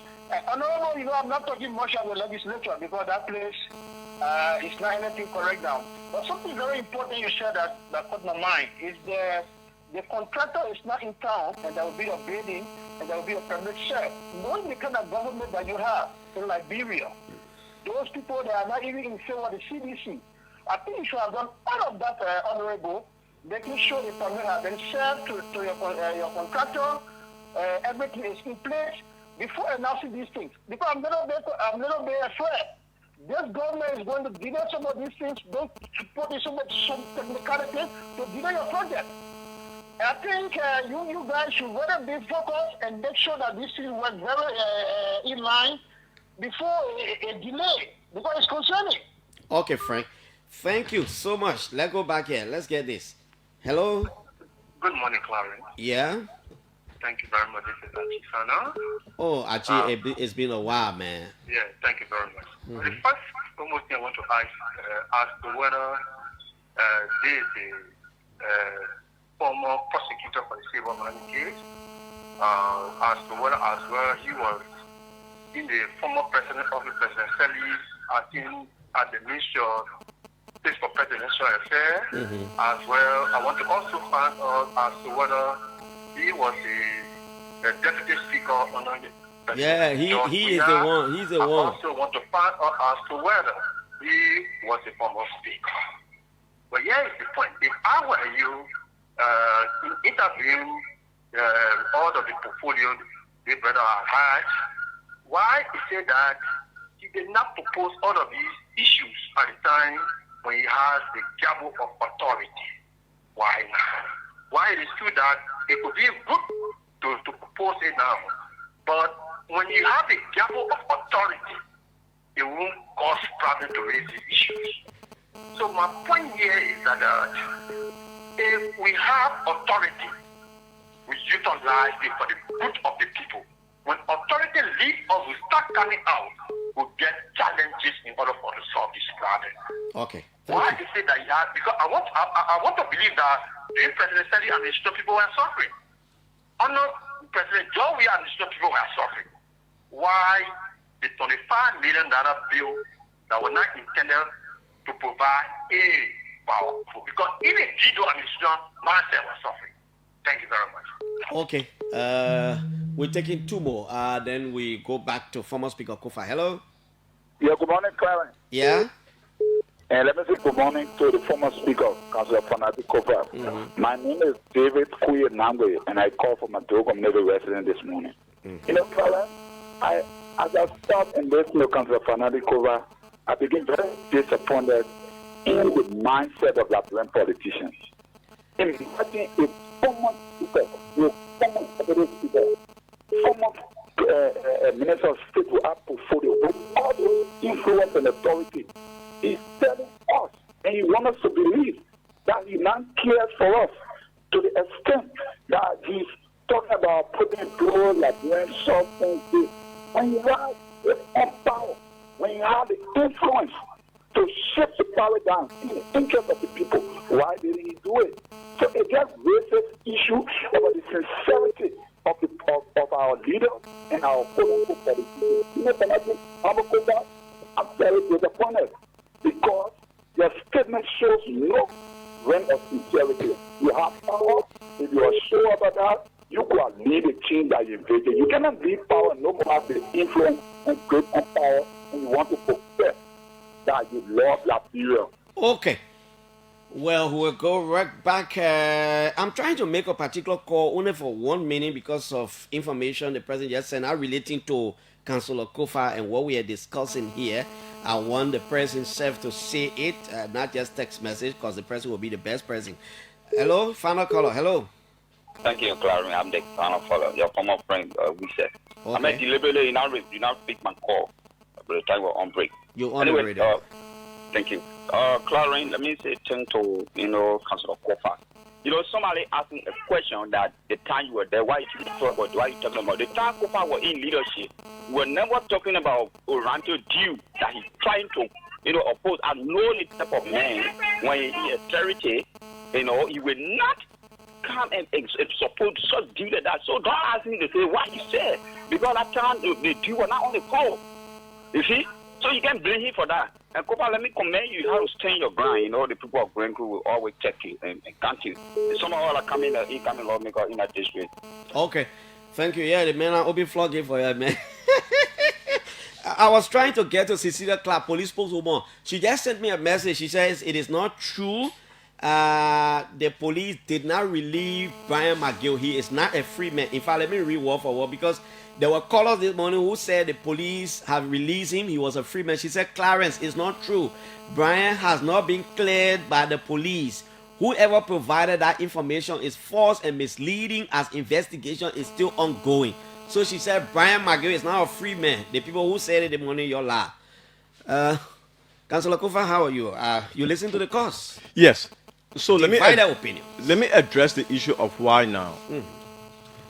You see, it is when you don't understand government, then somebody will come and say, oh, why when you were deputy speaker you didn't do this, or why. I don't run myself and my confidences on Facebook, right? So any advice I would have given President Salif during the time I was minister, right? That is an advice I gave to a president. That is for the president to reveal. It is not for me. Any fights I had, okay, that is not for me to come and tell anyone. I live and die with the fact that I work for President Salif. Whatever decision she made, yes, we all inherit that, right? Because if it was so egregious for me to disagree with, I would leave. As speaker, let's go to speaker. Clarence, I just told you, if I had a disagreement with the president, I pick up the phone. The minute I call the president picks up my call on the first ring. Okay? If we can meet, either Graceway comes over or the president and I meet in the evening. If I can voice my opposition or my concerns to him and have policy effective that way, for me, that is what the speaker should do. Now, I'm a backbencher. I ain't even got lesson plate. Okay, if I call it. What do you mean? But I get no lesson plate. I drive my private lesson plate. I've been requesting lesson plate from the house. Did they assign one to you? No. Okay, so I'm a backbencher. I can't even get my legislative project funded. To have appointment to talk to the president. Probably it will have to be appointment like any ordinary lawmaker at the president's time. Things are happening. So the only platform or forum I have now is my colleagues and to tell the public, this is my position on this issue. If I was speaker, no, you wouldn't see me going on Facebook in writing my concerns about the agreement, because I would call the very people who sent the agreement, even probably before the agreement came, I would have had the opportunity to review it and say, no, don't send that thing here, or change this, change that, change the other. All right? So the dynamics is the role that you are giving. Okay? I told my people all the time, even those who get angry with me, unlike the current speaker who say I'm a regime speaker, I endeavor not to be an opposition speaker. I endeavor to be the Speaker of the Republic of Liberia. And in that case, it requires coordination. It requires that when I have issue and I have access to the presidency, okay, and ministers come at my beck and call, I tell them what I need corrected. All right? I didn't think going on Facebook or advocacy is my role. But now I'm a backbencher. You know, I'm nobody. I have a right now to say and do, to say what I please and to point these things out to the public. So public policy makers who are in those positions now can consider that. So to say you didn't do it before, and then when you come say why you didn't, Oranto didn't come, I wish you would read the committee report when President Weah submitted Ibamoff and Eton loans. The Judiciary Committee, which I had, okay, did a very detailed report on that, okay, recommending against it. So, you know, they didn't follow it, so you will come and say, oh, you didn't do that. My record is clear. Every advice I gave President Weah, every decision President Weah made, I stand by it because I was part of that government. Yes, you can hold me responsible. But I'm not going to tell you what position I'm in leadership, what position I took when the president was making consideration. Unfortunately, that is not how government is run. Why am I getting too many text messages and how to call it stuff, WhatsApp messages from people putting me under the impression that you are running as senator in Montserrat? I don't know where it's coming from. Look, I sit here, I just receiving a lot of text messages. I saw some, I think, flyers or what you call it. Clarence, I'm telling you, my plan. Your henna inside. Yes. Okay. It's not to return to Capitol building. Yeah, because I'm just getting a lot of messages. I am flattered that people would think that I should. Okay. But that is not within my immediate plans or my path for myself. I have some personal development things I need to do. You know, I'm getting up there in age. I have some things I want to enjoy. I want to travel. I want to see my kids do well. I want those personal things. Since 2005, I've been involved in and around Liberian politics, you know, as a professional. Sometimes, you know, my goal is to see the CDC return to power in 2029. When that happens, I'll be happy to take a backseat. To take a backseat? Yes. you're leading a CDC project when the headquarters is constructed and completed and dedicated, and CDC comes back to power. Now you're pulling me under the pretense that you will take a backseat? I said I will be happy to. I don't know what I will be asked to do, but I will be happy to take a backseat if that happens. Because then what I would have been working for would have been accomplished. Councillor Kofa, it's been a wonderful time talking to you. I know we'll always have these opportunities. I will always extend you opportunities when I think it's time for you to come, man. But thank you so much for honoring our invitation to be here today. Thanks for having me, Clarence. Former House Speaker Jonathan Fonati Kofa was here as our guest this morning. He says, no. The rumor about senatorial race in Montserrat, Clarence, I'm going anywhere. Even the Grand Crew team, let them take it. I'm not going anywhere. You know, I'm aging now. I want to have some rest. I want to focus on my children, my grandchildren. I want to travel a lot and do other things. Jonathan Fonati Kofa says that on the OK Morning Rush. My name is Piso. Thanks to Poye, Blessing Rejoice Nameland, who was here with me this morning. Tomorrow is another edition. Just to let you know, we are here to stay. We are back. OK FM 99.5. Everything is okay. I'm Piso. Bye-bye.